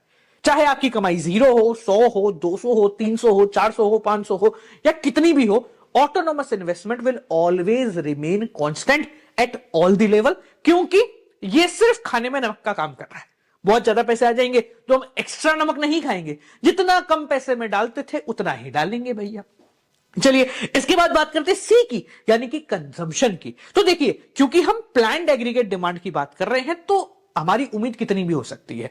कंजम्पशन का एक बेसिक रूल यह है कि यह कभी भी जीरो नहीं हो सकता। At any level consumption zero नहीं हो सकता। आप कुछ भी नहीं कमा रहे हो तो भी आपको कंजम्पशन करना पड़ेगा, उधार लेके कंजम्पशन करोगे पर करोगे। जैसे अभी आपकी कमाई क्या है, 0 है, फिर भी खाना, रोटी, कपड़ा, मकान ये सब आप कर ही रहे हो ना। तो at zero level of income also हमारा कंजम्पशन कुछ ना कुछ होता है। इसको बोलते हैं ऑटोनॉमस कंजम्पशन, यानी वो कंजम्पशन जो जीरो लेवल ऑफ इनकम पे होता है। अब जैसे जैसे हमारी इनकम बढ़ेगी ना, वैसे वैसे हमारा कंजम्पशन भी इंक्रीज होता जाएगा।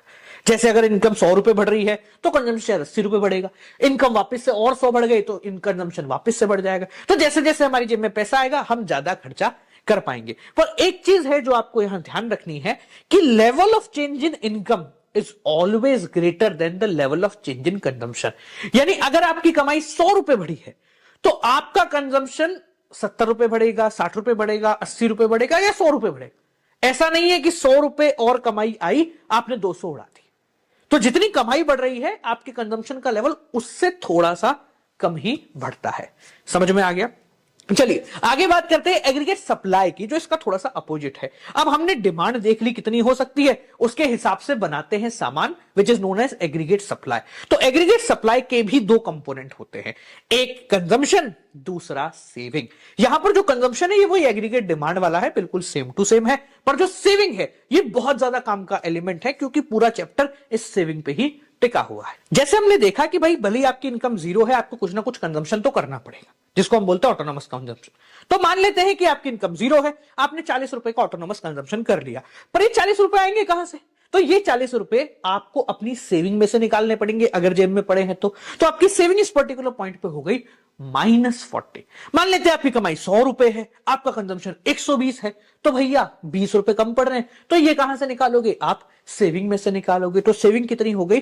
-20। बेसिकली स्टार्टिंग में ऐसा होता है, जब हमारे पास पैसे कम होते हैं तो हमारा कंजम्पशन ज्यादा होता है, फिर हम अपने पिताजी से बोलते हैं थोड़े से पैसे एक्स्ट्रा दे दो। तो वो क्या हो रहा है, वो बेसिकली डिससेविंग कहलाती है, यानी कि हम सेविंग नहीं कर रहे बल्कि पुरानी सेविंग को भी खाली करते जा रहे हैं। एक ऐसा पॉइंट आता है जहां पर हमारी कमाई जो है वो हमारे कंजम्पशन के बराबर हो जाती है। जैसे मान लो 200 रुपए हम कमा रहे हैं, 200 का ही कंजम्पशन कर रहे हैं, तो इस पर्टिकुलर पॉइंट पे हमारी सेविंग हो जाएगी 0, यानी ना तो हम सेव कर रहे हैं ना पुरानी सेविंग निकाल रहे हैं।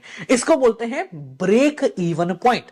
तो अगर कोई पूछ ले sir what is break even point, तो ब्रेक इवन पॉइंट का मतलब एक ऐसा पॉइंट जहां पर सेविंग है 0, यानी कि consumption is equal to income है। और उसके बाद जैसे जैसे हमारी इनकम बढ़ती जाती है वैसे वैसे हम लोग सेविंग करना भी स्टार्ट करते जाते हैं।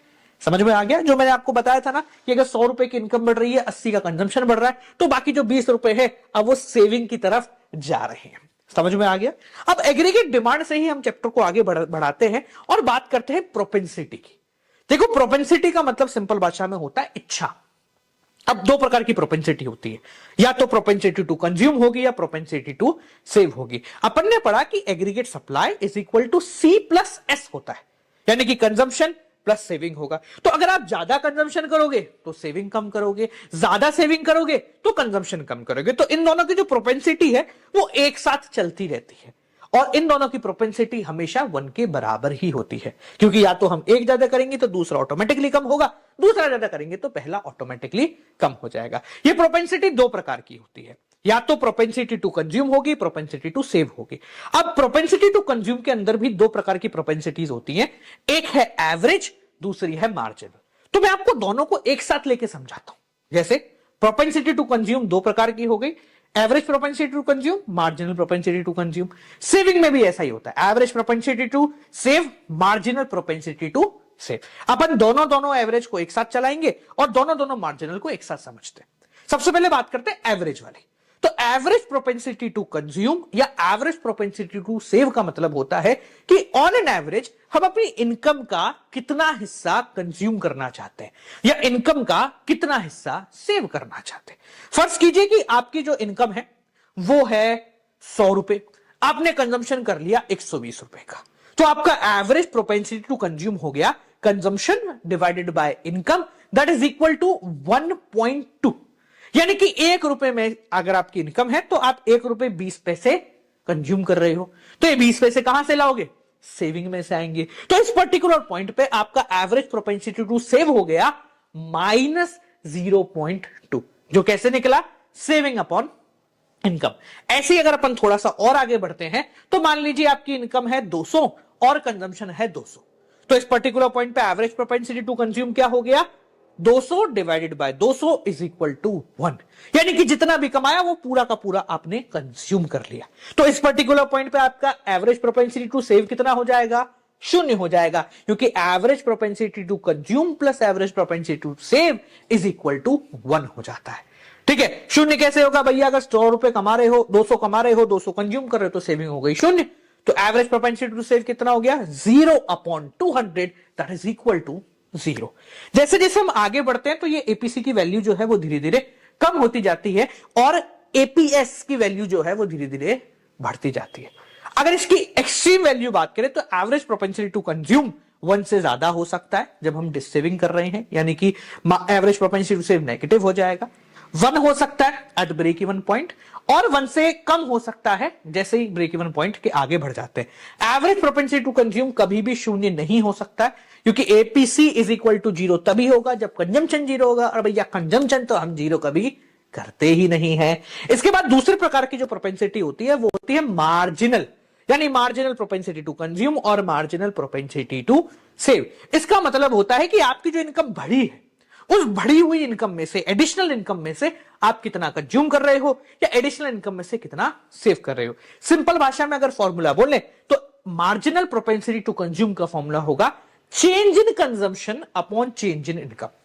सिमिलरली एमपीएस का फॉर्मूला हो गया change in saving upon change in income. अगर बात करते हैं हमारी इनकम सर पहले 100 थी, इन कंजम्पशन था 120, ठीक है, और अब हमारी इनकम हो गई 200, कंजम्पशन भी हो गया 200, तो यहां से हमारी इनकम में 100 रुपए का बदलाव आया और कंजम्पशन में 80 रुपए का बदलाव आया। तो what is MPC? That is equal to 80 upon 100 which is equal to 0.80। इसका मतलब मेरी जो अभी इनकम आई है, जो एडिशनल इनकम 100 रुपए की बढ़ी है, उसका 80% मैंने कंज्यूम कर लिया है, तो बाकी 20% क्या किया होगा? सेव किया होगा। चेक कर लीजिए, एमपीएस इस पॉइंट पे 0.20 ही हो रहा होगा, क्योंकि MPC plus MPS is equal to 1 होता है। अगर इनकी कुछ कैटेगरी या इसके कुछ फीचर्स की बात करें तो तुम्हारा जो मार्जिनल प्रोपेंसिटी है वो 0 और 1 के बीच में ही हमेशा घूम रहा होगा। 1 होने का मतलब है, अगर एमपीसी 1 हो जाता है कि भाई आपका जो बोनस मिला पूरा उड़ा दिया तुमने, और 0 होने का मतलब है एमपीसी कि आपने जो बोनस मिला वो पूरा सेव कर लिया है। ठीक है, ये कभी नेगेटिव नहीं हो सकते और 1 से ज्यादा नहीं हो सकते। अब यहां पर हम बात कर रहे हैं कि भाई अलग अलग लेवल पे अलग अलग कंजम्पशन है, अलग अलग लेवल पे सेविंग है, तो एक ऐसा फॉर्मूला है जो अगर आप लगा देंगे तो किसी भी लेवल पे आप कंजम्पशन पता लगा सकते हैं और किसी भी लेवल पे आप सेविंग पता लगा सकते हैं। क्या फॉर्मूला? बहुत सिंपल सा फॉर्मूला, याद करके रखना। अगर आपको कंजम्पशन पता करना है तो what is linear consumption function? C bar यानी autonomous consumption plus B into Y, यानी कि autonomous consumption plus MPC into Y. देखो हो क्या रहा है, हो बेसिकली यही रहा है कि हर बार जब हमारी इनकम बढ़ती है वैसे वैसे हमारा कंजम्पशन भी बढ़ता जा रहा है। तो कितना बढ़ रहा है वो हमारे एमपीसी से डिफाइन कर दिया जाएगा। तो अगर आपको किसी भी लेवल पर कंजम्पशन निकालना है तो autonomous consumption plus MPC into Y, यानी इनकम जिस लेवल पे आपको निकालना है। अगर सेविंग की बात करें तो सेविंग का भी कुछ ऐसा ही होता है। क्या हो गया फॉर्मूला? माइनस सी बार, क्योंकि स्टार्टिंग में जितना हम 0 लेवल पे कंजम्पशन कर रहे हैं उतना ही पैसा जेब में से निकालना पड़ेगा। तो यहां पर हमारा जो फॉर्मूला बना वो बना minus C bar plus MPS into Y, और अपन ने एक फॉर्मूला पढ़ा है कि MPC plus MPS is equal to 1 होता है, तो अपन एमपीसी को 1 माइनस एमपीएस भी लिख सकते हैं। ठीक है, इस फॉर्मूले को इस्तेमाल करो, किसी भी लेवल पे आप कंजम्पशन या सेविंग निकाल सकते। इसके बाद बात करते हैं इन्वेस्टमेंट की। देखो इन्वेस्टमेंट 2 प्रकार के होते हैं। एक तो मैंने आपको बता दिया ऑटोनोमस इन्वेस्टमेंट, यानी वो इन्वेस्टमेंट जो मजबूरी में किया जाता है, जिसको करना बहुत ही ज्यादा जरूरी है। जैसे अगर आप रेंट पे रह रहे हो तो रेंट तो देना जरूरी है। वो ऑटोनोमस इन्वेस्टमेंट है, वो कांस्टेंट रहता है थ्रू आउट, आपकी इनकम कितनी भी हो जाए आपका वो इन्वेस्टमेंट उतना का उतना ही रह रहा होगा। चाहे आप इस साल 0 कमाओ, 100 कमाओ, 200 कमाओ, 500 कमाओ, रेंट अगर 400 है तो वो 400 देना ही पड़ेगा। यानी कि प्रॉफिट से गाइड नहीं होता है, कितना भी हो हमें सेम इन्वेस्टमेंट करना पड़ेगा।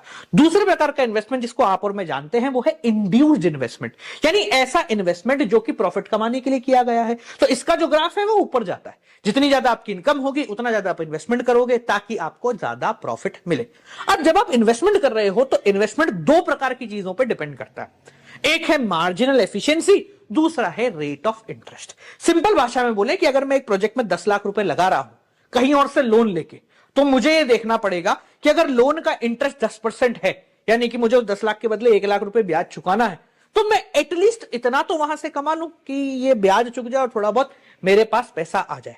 तो जितना वहां से मुझे रिटर्न मिलेगा उसको बोलते हैं मार्जिनल एफिशिएंसी ऑफ इन्वेस्टमेंट, और जितना मुझे इंटरेस्ट चुकाना है वो लगेगा रेट ऑफ इंटरेस्ट। तो अगर आपका इन्वेस्टमेंट प्रॉफिटेबल है तो वो कब होगा? जब MEI is greater than rate of interest.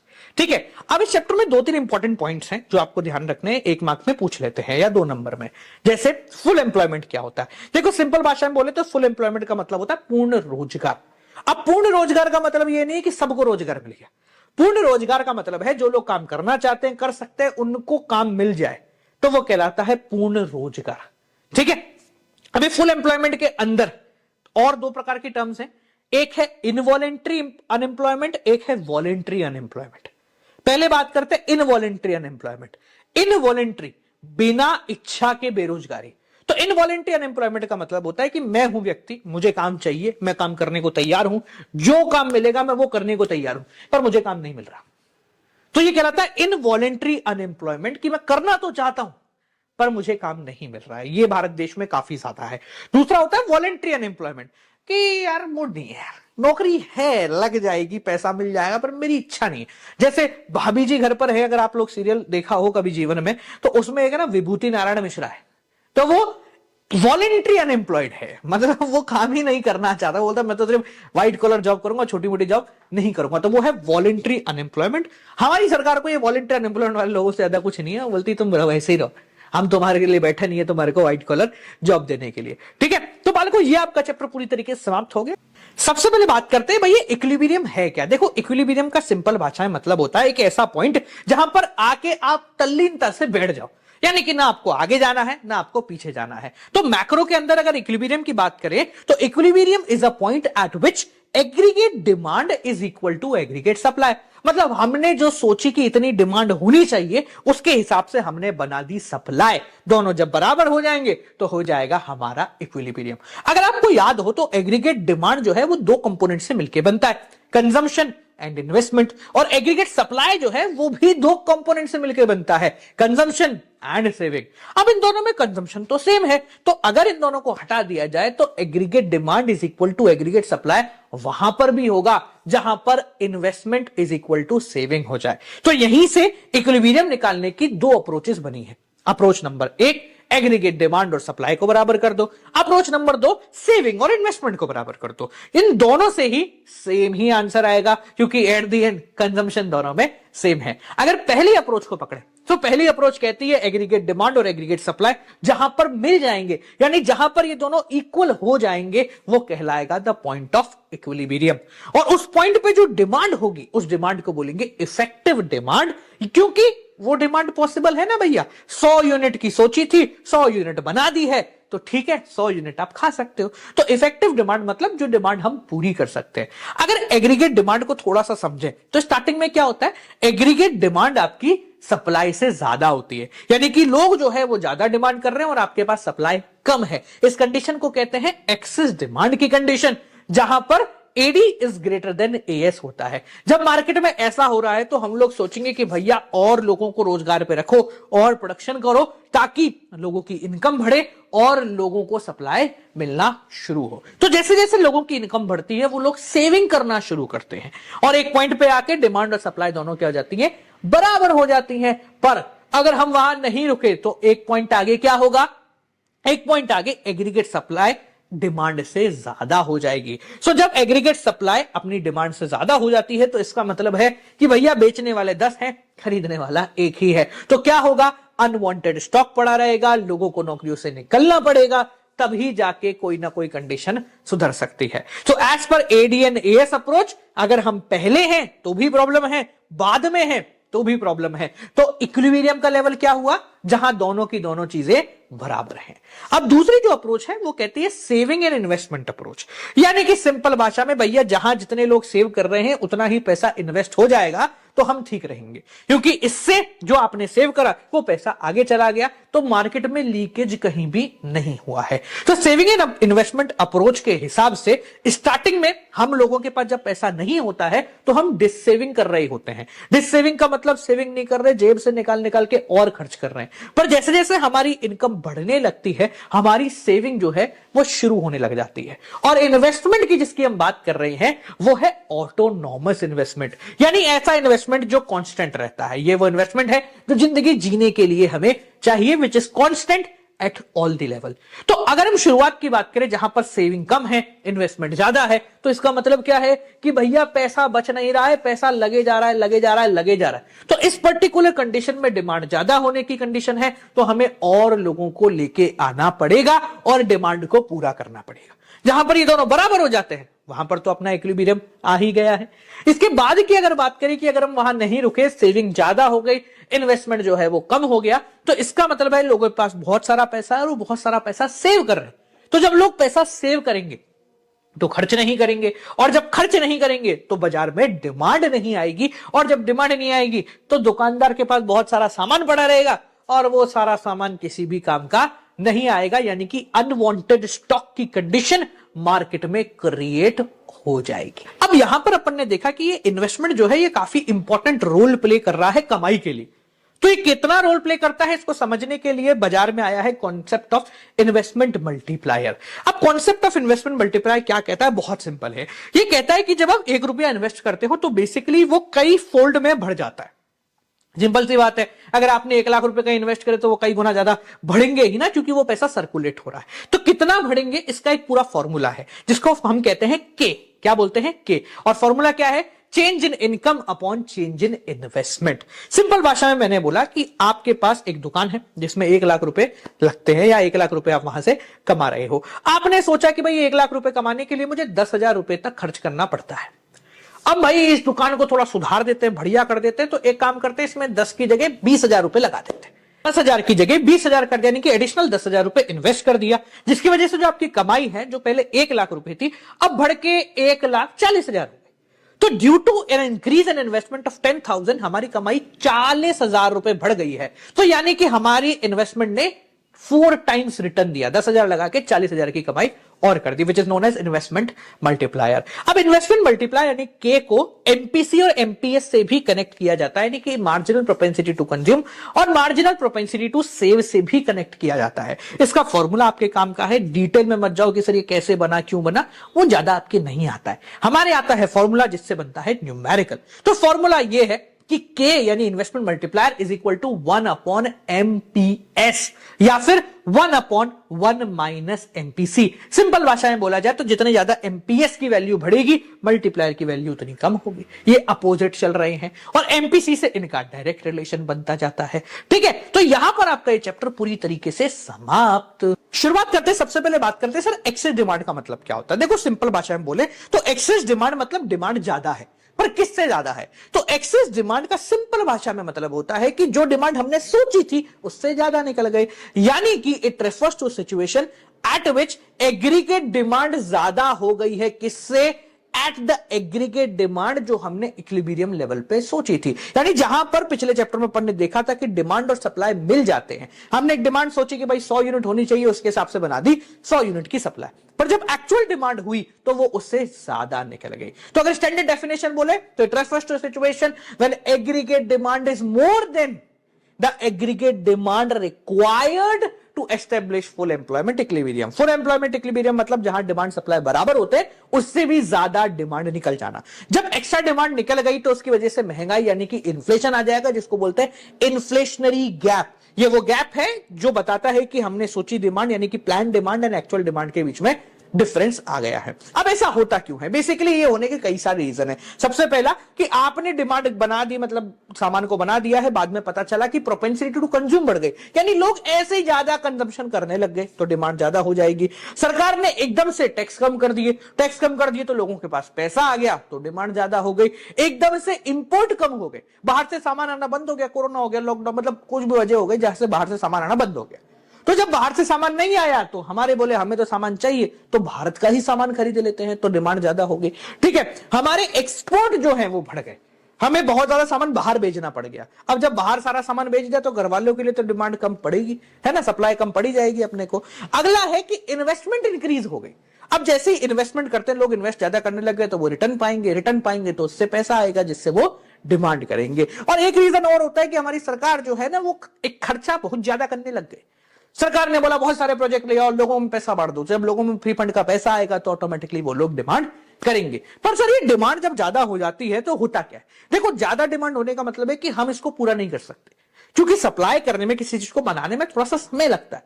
अब वो समय तो मांगेंगे नहीं, मैं आज मेरे को भूख लग रही है तो मैं थोड़ा बोलूंगा एक नई फैक्ट्री सेटअप हो जाए या एक नया रेस्टोरेंट बन जाए, वो मुझे खाना, मैं तो पुराना के पास ही जाऊंगा। तो इससे फर्क क्या पड़ेगा? सबसे पहला, प्रोडक्शन पे कोई फर्क नहीं पड़ेगा, क्योंकि वो तो ऑलरेडी जितना बनाते हैं उतना उन्होंने बना के रखा हुआ है। एम्प्लॉयमेंट पे भी फर्क नहीं पड़ेगा, क्योंकि ऑलरेडी उनके स्टाफ तो फुल है। हम पहले ही कह रहे हैं कि फुल एम्प्लॉयमेंट इक्विलिब्रियम है। जो फर्क पड़ेगा वो है जनरल प्राइस लेवल पे, यानी कि महंगाई जो है वो एकदम से बढ़ जाएगी अगर एक्सेस डिमांड हो जाती है तो।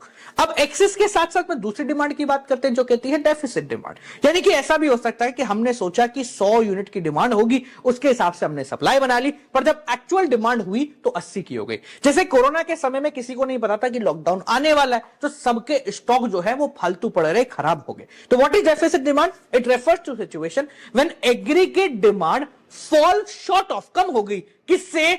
Of the aggregate demand required at full employment equilibrium, यानी फुल एम्प्लॉयमेंट इक्विलिब्रियम पे जितनी डिमांड हमें चाहिए थी उतनी नहीं मिली। सर क्यों होता है ऐसा? अरे भाई बहुत आसान है, जो एक्सेस डिमांड के रीजन थे उनको पलट दो तो कम डिमांड आ जाएगी। अभी जो एक्सेस डिमांड है, जिसको डेफिशिएंट डिमांड कहते हैं, ये डिफ्लेशनरी गैप को राइज देती है। मतलब हमने सोचा था 100 की, हो गई 80 की, जो बीच का 20 यूनिट है ना, ये डिफ्लेशन है। डिफ्लेशन का मतलब सामान बहुत ज्यादा पड़ा हुआ, बहुत सारा डिस्काउंट आपको मिलेगा, लोगों को स्टॉक खत्म करना होता है। बात करते हैं कि सर ये होती क्यों है? इसके होने का सबसे बड़ा रीजन है fall in propensity to consume. लोगों ने कंजम्पशन करना ही बंद कर दिया, कोरोना आ गया, लोगों ने कहा पैसे बचा लो, डिमांड कम हो गई। ठीक है, टैक्स बढ़ गए, जब एकदम से टैक्स इंक्रीज हो जाएंगे तो लोगों के पास पैसा नहीं बचेगा, तो डिमांड कम होगी। इंपोर्ट जो है वो बढ़ गए, बहुत सारा सामान बाहर से आने लग गया, घर वाले बोले भैया हमारा खाना तो खत्म ही नहीं हुआ, तुमने बाहर से और ऑर्डर कर लिया। Next, fall in export, export कम हो गए, तो जो सामान बना था बाहर जाने के लिए वो बाहर ही नहीं जा पाया, तो घर वालों को ही खाना पड़ेगा। अगला है कि लोगों ने इन्वेस्टमेंट करना कम कर दिया, लोगों ने पैसे सेविंग करना शुरू कर दिया, तो जब लोग सेव कर लेंगे तो आपके पास डिमांड आएगी नहीं। और साथ साथ में जब सरकार बोले कि नहीं भैया हम अभी लोगों को एम्प्लॉयमेंट नहीं दे रहे क्योंकि हमारे पास है ही नहीं देने को, तो फिर डिमांड कम हो जाएगी।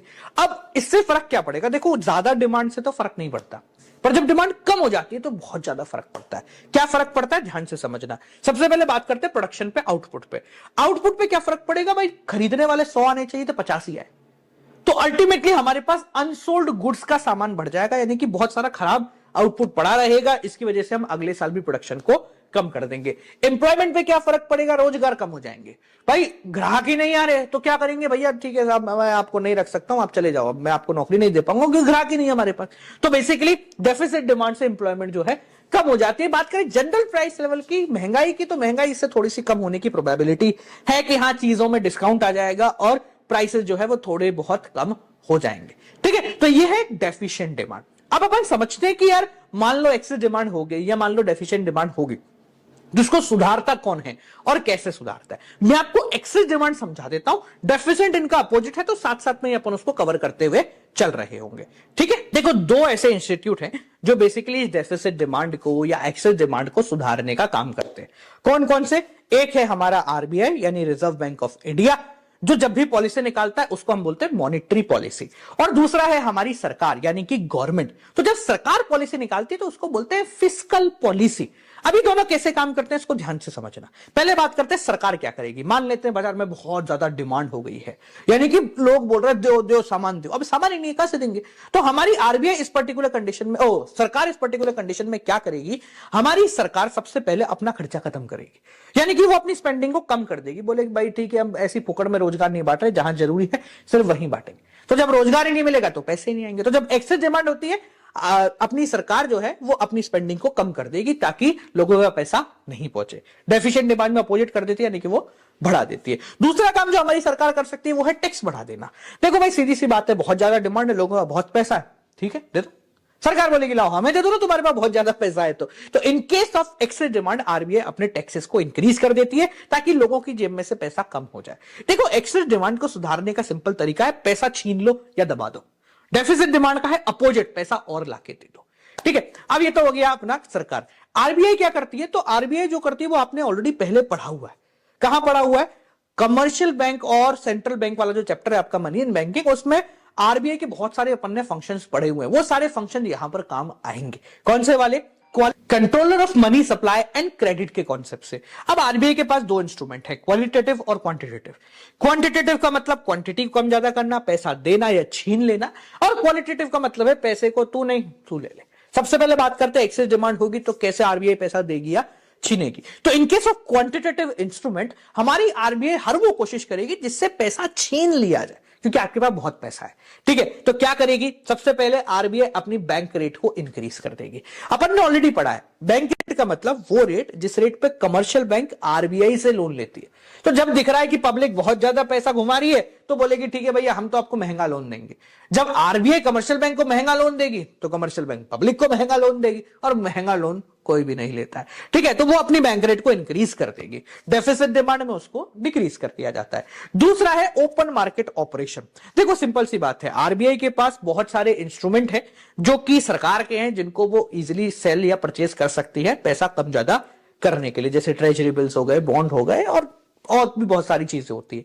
तो in case of excess demand RBI क्या बोलेगी, भाई बाजार में बहुत ज्यादा पैसा है, ठीक है, सरकारी जो है बॉन्ड किसको चाहिए, 10% का ब्याज मिलेगा, तो वो बेच देगी उसको। जब वो बेचेगी तो उनका सारा का सारा पैसा आरबीआई की जेब में आ जाएगा, उसको ताला मार के रख देगी।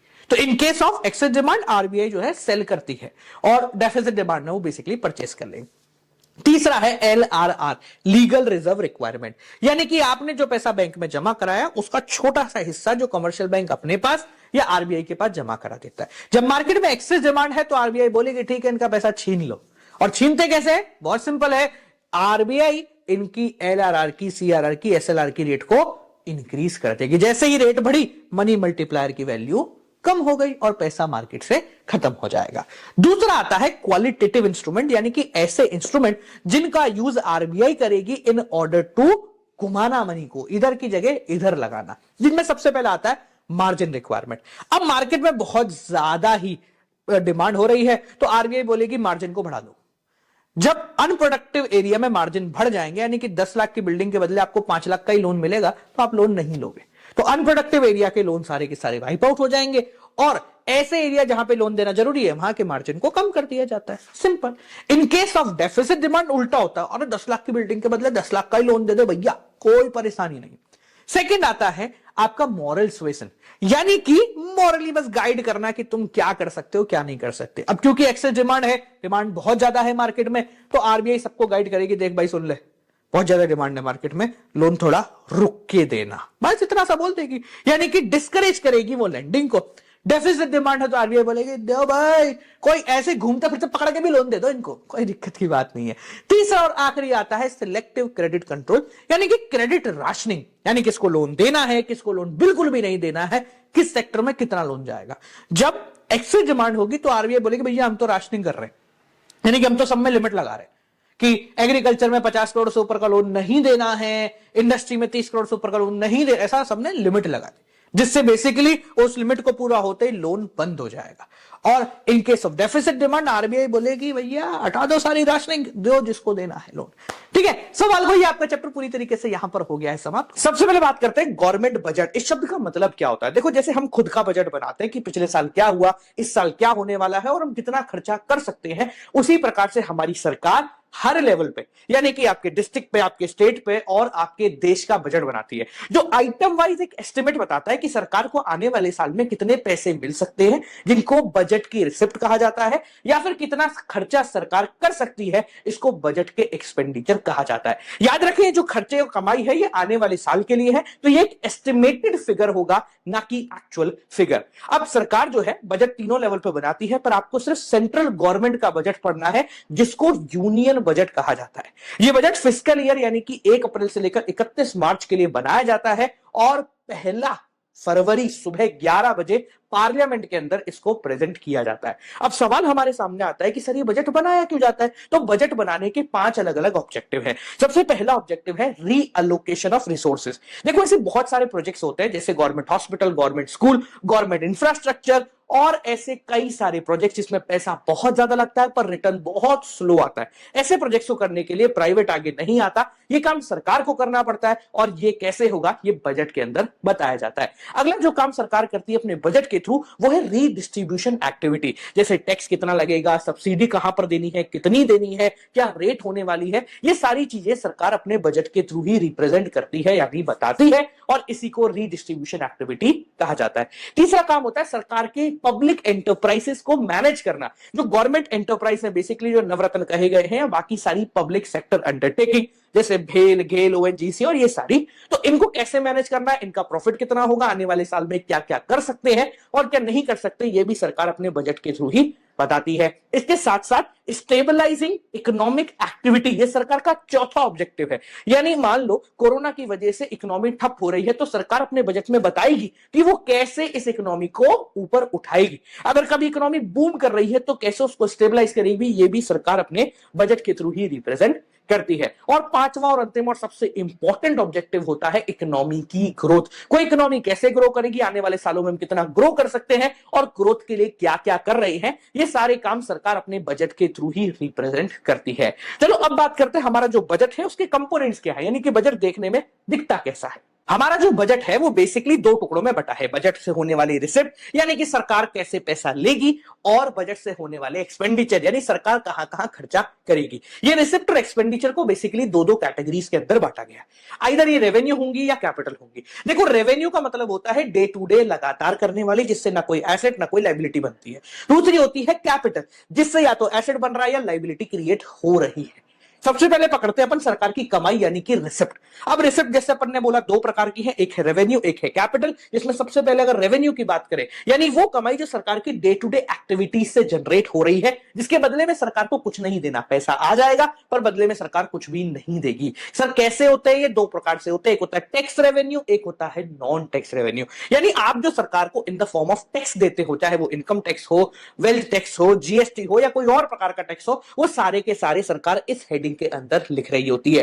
टैक्स के बदले में सरकार आपको कुछ भी डायरेक्टली दे, ये सरकार की कोई भी लायबिलिटी नहीं है। सेकंड आते हैं नॉन टैक्स रेवेन्यू, यानी कि ऐसी कमाई सरकार की जो टैक्स से तो नहीं आ रही पर चलते फिरते आ रही है। जैसे सरकार ने कहीं पैसा लगा रखा है तो वहां से इंटरेस्ट आ रहा है, सरकार की कंपनी से प्रॉफिट आ रहा है, डिविडेंड आ रहा है, कोई फीस वगैरह ले ली है, आपका चालान काट दिया है तो उससे आने वाला पैसा, कोई गिफ्ट मिला है, कोई ग्रांट मिला है, या फिर 2-3 अलग अलग चीजें भी होती है। जैसे एक होती है एस्टीट्स, यानी कि मान लीजिए कि आप निबड़ जाते हैं कल को और आपका कोई भी लीगल हायर नहीं बचता है जो आपकी प्रॉपर्टी को क्लेम करे, तो कुछ समय बाद वो प्रॉपर्टी ऑटोमेटिकली हमारी गवर्नमेंट की हो जाएगी, उसको बोलते हैं एस्टीट्स। नेक्स्ट तरीका होता है स्पेशल असेसमेंट, यानी कि मान लो सरकार ने एक रेलवे स्टेशन बनाया, तो उस रेलवे स्टेशन पर खड़े होने वाले जितने भी ठेले हैं उन पे वो उनसे सरकार पैसा लेगी, जो कहलाता है स्पेशल असेसमेंट के थ्रू लिया गया पैसा। तो ये सारी सरकार की रेवेन्यू वाली इनकम है, यानी कि ऐसी इनकम जिसके बदले में सरकार को कुछ भी नहीं देना।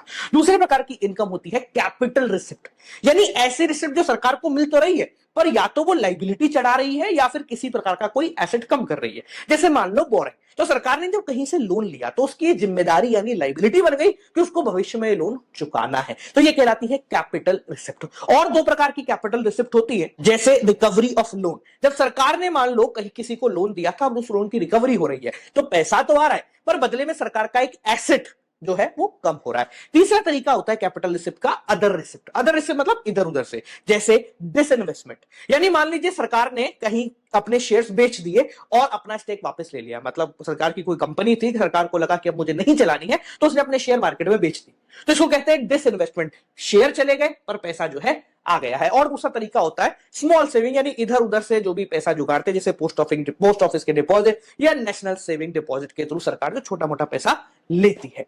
अब ये तो हो गई सरकार की कमाई। अगर बात करें खर्चों की, तो सरकार के जो खर्चे हैं वो भी दो कैटेगरी में बढ़ते हैं, रेवेन्यू एंड कैपिटल। रेवेन्यू का मतलब सरकार के डे टू डे खर्चे, जिसके बदले में सरकार को कुछ ज्यादा कुछ मिलने वाला नहीं है, जैसे आपको मिलने वाली पेंशन, आपको मिलने वाली सैलरीज, और एडमिनिस्ट्रेटिव जो खर्चा होता है ना, इधर उधर कोई कानून वानून बनाने में जो खर्चा लग गया, वो सरकार का होता है रेवेन्यू एक्सपेंडिचर, बदले में कुछ भी डायरेक्टली नहीं मिलेगा। दूसरा होता है सरकार का कैपिटल एक्सपेंडिचर, यानी ऐसा खर्चा जो किया तो है पर उसके बदले में सरकार का कोई एसेट बिल्डअप हो गया है, यानी कुछ बन गया है या फिर कोई लाइबिलिटी खत्म हो गई है। खर्चे में क्या होता है, कुछ बनता है, एसेट बनता है और लाइबिलिटी कम हो जाती है। एग्जाम्पल के रूप में सरकार ने रोड बना दी, सरकार ने डैम बना दी, सरकार ने बिल्डिंग बना दी, तो खर्चा तो हो रहा है पर बदले में कोई ना कोई चीज बन के आ रही है। इसके अलावा सरकार ने किसी लोन की रीपेमेंट कर दी, यानी कोई लोन चल रहा था उसको पैसे चुका दी, खर्चा तू भाई, तो खर्चा तो हो गया पर साथ साथ में हमारी लायबिलिटी भी क्या हो गई, कम हो गई। अब इसके बाद बात करते हैं कि हमारा जो बजट है वो बेसिकली दिखता कैसा है। देखो, हमारा जो भारत देश है वो एक बैलेंस बजट बनाता है। बैलेंस बजट का मतलब एक ऐसा बजट जिसमें सरकार की कमाई और सरकार के खर्चे हमेशा बराबर दिखते हैं। बेसिकली बजट तीन प्रकार के होते हैं, बैलेंस, सरप्लस या डेफिसिट। बैलेंस मतलब कमाई इज इक्वल टू खर्चा, सरप्लस मतलब कमाई इज ग्रेटर देन खर्चा, यानी सरकार की जो रिसिप्ट है वो एक्सपेंडिचर से ज्यादा है।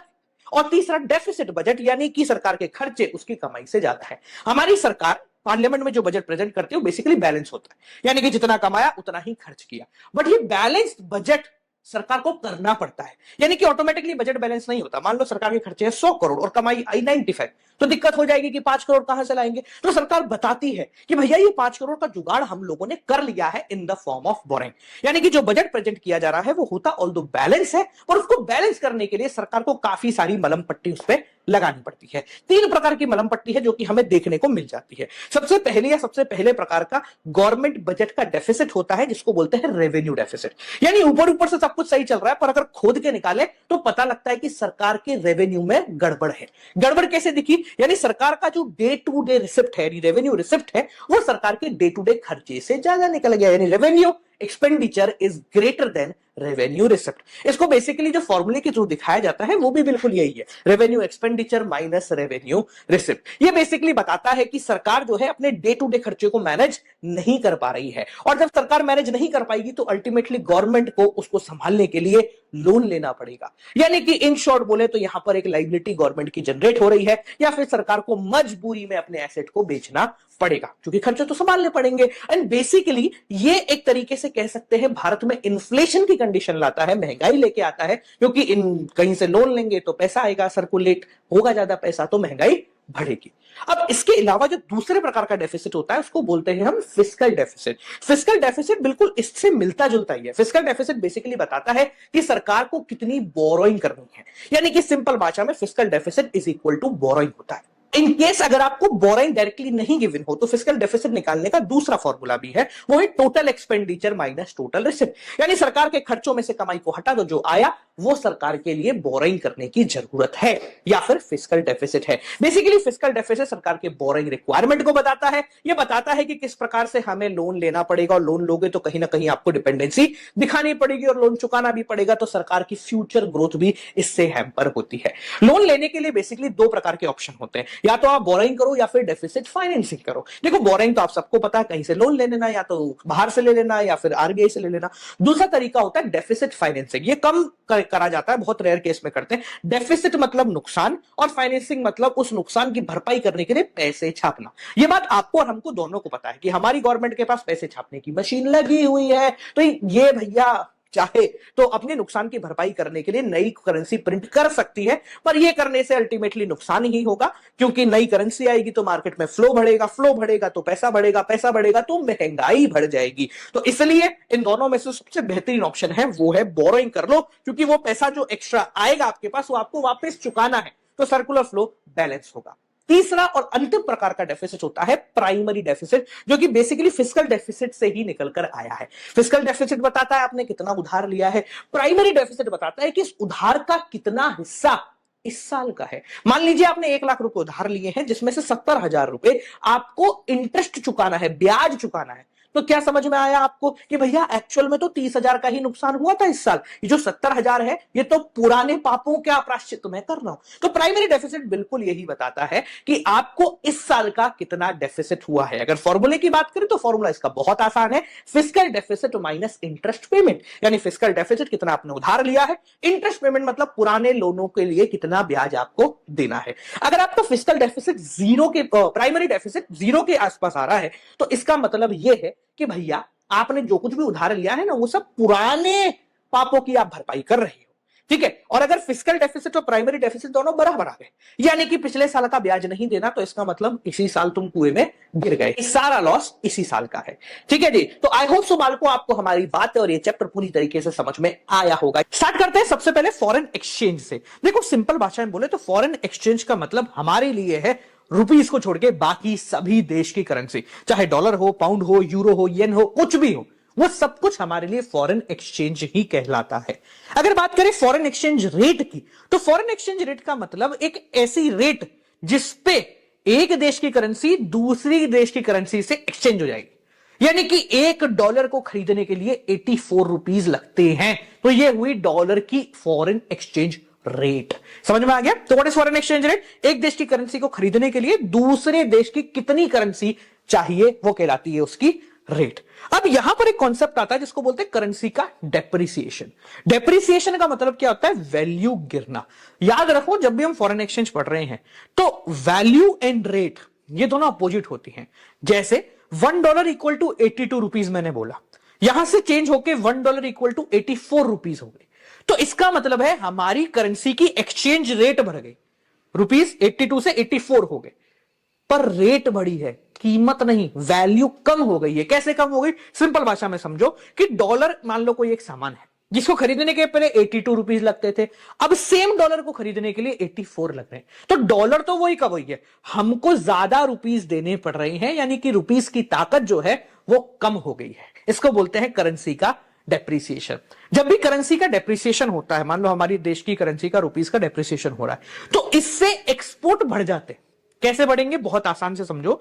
मान लो $1 इक्वल टू 82 था, अब $1 इक्वल टू 84 हो गया, तो जिन लोगों के पास डॉलर है वो क्या सोचेंगे? अरे पहले तो 82 रुपीस का सामान मिलता था, अब सेम डॉलर देके 84 का सामान मिल जाएगा, $2 का सामान फ्री में मिल रहा होगा, तो इसलिए वो लोग ज्यादा खरीदारी करते हैं। तो जब भी डेप्रिसिएशन होता है तो एक्सपोर्ट जो है वो बढ़ जाते हैं। याद रखिए यहां पर जो वैल्यू फ्लक्चुएट हुई 82 से 84 हुई, ये ड्यू टू मार्केट फोर्सेस होती है, यानी कि डिमांड सप्लाई की वजह से। जब ये सरकार अपनी इच्छा से करती है, जैसे एक बार मनमोहन सिंह जी ने किया था, उन्होंने जानबूझ के अपनी करेंसी की वैल्यू को कम कर दिया था ताकि बाहर से लोग आ जाए, वो एक्सपोर्ट करना शुरू करें, हमारा धंधा शुरू हो जाए, उसको बोलते हैं डीवैल्यूएशन। तो जब मार्केट फोर्सेस करती है तो उसको बोलते हैं डेप्रिसिएशन, जब सरकार अपनी इच्छा से करती है उसको बोलते हैं डीवैल्यूएशन। इसका अपोजिट होता है करेंसी का एप्रिसिएशन, यानी बढ़ जाना। जैसे $1 इक्वल टू 82 रुपीज से $1 इक्वल टू 80 रुपीज हो गई, तो हमारी करेंसी की रेट कम हुई पर वैल्यू बढ़ गई, क्योंकि पहले $1 को खरीदने के लिए 82 रुपीज लगते थे, अब तो 80 रुपए में ही आ जाता है डॉलर। तो डॉलर तो सेम है, हमारी करेंसी की ताकत जो है वो बढ़ गई। अब इससे होता क्या है? इससे बेसिकली इंपोर्ट्स बढ़ जाते हैं। भाई पहले वो लोग खरीद रहे थे क्योंकि हमारा रुपीस सस्ता हो गया था, अब रुपीस महंगा हो गया तो हम लोग जाके खरीदेंगे, क्योंकि पहले हमें $1 का सामान लेने के लिए 82 देने पड़ते थे, अब उसी $1 का सामान खरीदने के लिए हमें 80 देने पड़ रहे हैं, तो इससे इंपोर्ट क्या है? बढ़ जाएंगे। तो ये जब मार्केट फोर्सेस कर रही है, डिमांड सप्लाई से हो रहा है, तो इसको करेंसी एप्रिसिएशन बोलेंगे। जब सरकार अपनी इच्छा से करती है तो उसको रीवैल्यूएशन बोलेंगे, यानी कि वापस से वैल्यू करना। अब ये कौन वैल्यू करता है, कैसे वैल्यू होती है, ये बेसिकली फॉरेन एक्सचेंज रेट या फॉरेन एक्सचेंज के सिस्टम पे डिपेंड करता है। तो 3 प्रकार का एक्सचेंज रेट सिस्टम होता है, fixed, flexible and managed floating, जिसको डर्टी फ्लोटिंग भी कहते हैं। देखो तीनों समझना। सबसे पहले समझते हैं fixed exchange rate system. Fixed exchange rate system का मतलब एक ऐसा सिस्टम जहां पर आपकी करेंसी की वैल्यू जो है वो फिक्स है। $1 मान लो इक्वल टू 60 है तो वही रहेगा, चेंज ही नहीं हो रहा है, सेम का सेम ही है। यहां पर बेसिकली सारा का सारा कंट्रोल जो है वो सरकार के हाथ में रहता है, करेंसी की वैल्यू बिल्कुल भी फ्लक्चुएट नहीं की जाती है। ये काफी स्टेबल तरीका है, बट इससे क्या है, थोड़ा इच्छा नहीं होगी ना, मान लो शेयर की कीमत 10 की 10 ही पड़ी हुई है, तो उस शेयर में लोग ज्यादा इंटरेस्ट नहीं दिखाएंगे। सेम ऐसा ही है, अगर आपकी करेंसी की वैल्यू फ्लक्चुएट नहीं हो रही तो उसमें ट्रांजेक्शन थोड़े रुक जाएंगे, थोड़ा कंजर्वेटिव एटीट्यूड की तरफ चले जाएंगे। इसको समझने के लिए मान के चलो कि आप मार्केट में गए, और मार्केट क्या उसमें गए गार्डन में, आपके पास एक कुत्ता है जिसको आपने क्या करा, खूंटे से बांध के रख दिया। अब पॉइंट ये है कि उस खूंटे से बांध के उसको रख दिया है, उसके गर्दन में पट्टा है, तो वो ज्यादा आगे पीछे नहीं घूम सकता, यानी कि जो उसकी रेंज है वो उतनी की उतनी ही हो गई है। अब जब यहां पर जो रेंज है डिसाइड की जाती है किसी और करेंसी से, मतलब फिक्स हो गई डॉलर के हिसाब से, जैसे $1 इक्वल टू 60 हो गई, तो इसको बोला जाता है पैगिंग करना। क्या करना? पैगिंग। तो हमने अपनी करेंसी डॉलर के साथ पैग कर दी है, और जब ये किसी कमोडिटी के साथ, जैसे गोल्ड के साथ, सिल्वर के साथ, बुलियन के साथ इसको अटैच कर दिया जाता है, उसको बोलते हैं पैरिटी वैल्यू। जहां पर हम अपनी करेंसी की वैल्यू गोल्ड के हिसाब से बता रहे हैं कि भाई हमारी करेंसी में 1 ग्राम गोल्ड आ सकता है, इस तरीके से, तो उसको बोलते हैं पैरिटी वैल्यू। ये पहले चलती थी, अब चेंज हो गई है। चलो दूसरे प्रकार की समझते हैं, फ्लेक्सिबल एक्सचेंज रेट सिस्टम। अब फ्लेक्सिबल एक्सचेंज रेट सिस्टम का मतलब क्या है कि आपका जो गार्डन है उसमें जो कुत्ता है वो खुला है, मतलब कहीं भी जा सकता है, किसी को भी काट सकता है, दूसरे गार्डन भी जा सकता है, कि दूसरे शहर भी जा सकता है। तो सेम कॉन्सेप्ट यहां पर लगता है, जिसको फ्लोटिंग एक्सचेंज रेट सिस्टम भी बोलते हैं, यानी कि आपके करेंसी की वैल्यू कोई भी नहीं देख रहा है। डिमांड ज्यादा है तो करेंसी की वैल्यू बढ़ गई है, डिमांड कम हो गई, सप्लाई ज्यादा है तो कम हो गई। इसमें फ्लक्चुएशन बहुत ज्यादा होते हैं, मतलब ऐसा भी हो सकता है कि $1 इक्वल टू 82 से $1 इक्वल टू 86 हो जाए कभी ही, मतलब ऐसे कुछ समय के अंदर ही। तो ये बहुत ज्यादा फ्लक्चुएशन देता है। इस प्रकार के एक्सचेंज रेट सिस्टम को छोटे देश नहीं अपना सकते हैं, क्योंकि वो एकदम से वैल्यू को ऊपर नीचे कर देता है। तो ये वही देश कर सकता है जो काफी ज्यादा स्टेबल हो, यानी कि डेवलप्ड कंट्री ही इस प्रकार के एक्सचेंज रेट सिस्टम को रखती है, क्योंकि उनकी डिमांड थोड़ी सी स्टेबलाइज होती है। इसमें सबसे बड़ी दिक्कत क्या है? कभी भी ऊपर कभी भी नीचे, तो स्टेबल नहीं होगा ज्यादा। अब दोनों की प्रॉब्लम्स को सॉर्ट करते समय तीसरा आया, जिसको बोलते हैं managed floating exchange rate system, या फिर डर्टी फ्लोटिंग।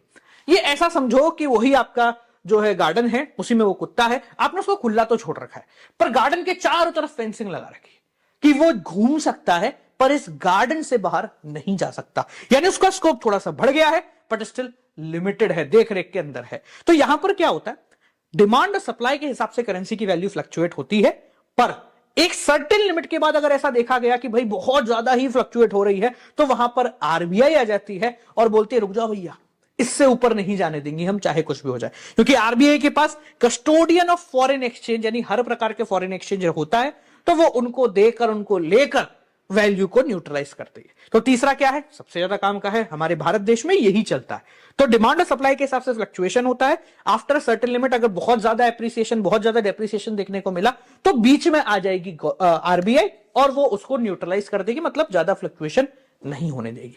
समझ में आ गया? आगे बढ़ते हैं, अब बात करते हैं डिमांड ऑफ फॉरेन एक्सचेंज, यानी कि हम कब डिमांड करेंगे, मांग करेंगे फॉरेन एक्सचेंज की। फॉरेन एक्सचेंज को मानो डॉलर, तो भैया आप डॉलर कब मांगोगे? सिंपल सी बात है भैया, हम डॉलर तब मांगेंगे जब हमें इंपोर्ट्स की पेमेंट करनी होगी। मान लो मैंने वहां से कोई सामान मंगाया, अब पेमेंट करूंगा तो भाई रुपीज उनको दूंगा, डॉलर लूंगा और उस सामने वाली पार्टी को पेमेंट कर दूंगा, क्योंकि उसके अंदर रुपीस चलते नहीं है। तो हम फॉरेन एक्सचेंज की डिमांड तब करते हैं जब हमें इंपोर्ट के बदले में पेमेंट करना हो। मैं तब करूंगा जब वहां पे टूर करने जाऊंगा, तो when we undertake foreign tour, हमें फॉरेन एक्सचेंज चाहिए। या फिर सिंपल भाषा में बोले तो हमें वहां कोई प्रॉपर्टी वगैरह खरीदनी है, तो भी हमें फॉरेन एक्सचेंज की रिक्वायरमेंट पड़ती ही पड़ती है। इसके साथ साथ अगर मुझे वहां गिफ्ट भेजने हैं तो फॉरेन एक्सचेंज की रिक्वायरमेंट पड़ेगी, और तब भी हो सकती है जब लोग जो है ना एप्रिसिएशन से पैसा बनाना चाहे, कि भैया अभी डॉलर खरीद के रख लेते 80 में, जब ये 82 हो जाएगा तब बेच देंगे, तो ₹2 का फायदा। अब डिमांड सबको पता है कब होती है, हर व्यक्ति चाहता है कि उसकी करेंसी की डिमांड बढ़े। तो पॉइंट पकड़ते हैं कि डिमांड कब बढ़ेगी, when the demand for foreign exchange rises. तो फॉरेन एक्सचेंज की डिमांड तब बढ़ती है जब बेसिकली वहां पर जो है करेंसी फॉल हो जाती है। मतलब जैसे भी अपन ने बताया कि 82 से 80 हो जाएगा अगर डॉलर, तो हम लोग बहुत ज्यादा डिमांड करेंगे, क्योंकि डॉलर कंपैरेटिवली सस्ता होने लग जाएगा। ठीक है, अब बात करते हैं सप्लाई ऑफ फॉरेन एक्सचेंज की। भैया कब मिलता है फॉरेन एक्सचेंज, यानी कि ऐसा कब होगा जब लोग डॉलर देंगे और रुपीज ले रहे होंगे, मतलब हमारी डोमेस्टिक करेंसी की डिमांड करेंगे और खुद के डॉलर दे देंगे। तो ये कब किया जाता है? देखो सिंपल भाषा में तब किया जाता है जब एक्सपोर्ट कर रहे हैं, हमने कोई सामान एक्सपोर्ट करा तो वो भैया रुपीज में पेमेंट करेगा ना, मैं डॉलर में नहीं लूंगा पेमेंट, रुपीज में कन्वर्ट करके भेज दे। ठीक है, तब हमारे रुपीस की डिमांड होती है। देखो सिंपल कॉन्सेप्ट समझो, मान लो कि एक दुकानदार है, डिमांड ऑफ फॉरेन एक्सचेंज मतलब मैं उसके पास रुपीस लेके आया और उससे फॉरेन एक्सचेंज यानी डॉलर मांगा, तो मैंने डिमांड करी। सप्लाई ऑफ फॉरेन एक्सचेंज का मतलब क्या है, उसके पास डॉलर है, वो लेकर गया और उसने रुपीस ले लिया, तो जब वो सप्लाई करेगा तब मेरे एक्सचेंज की डिमांड हो जाएगी।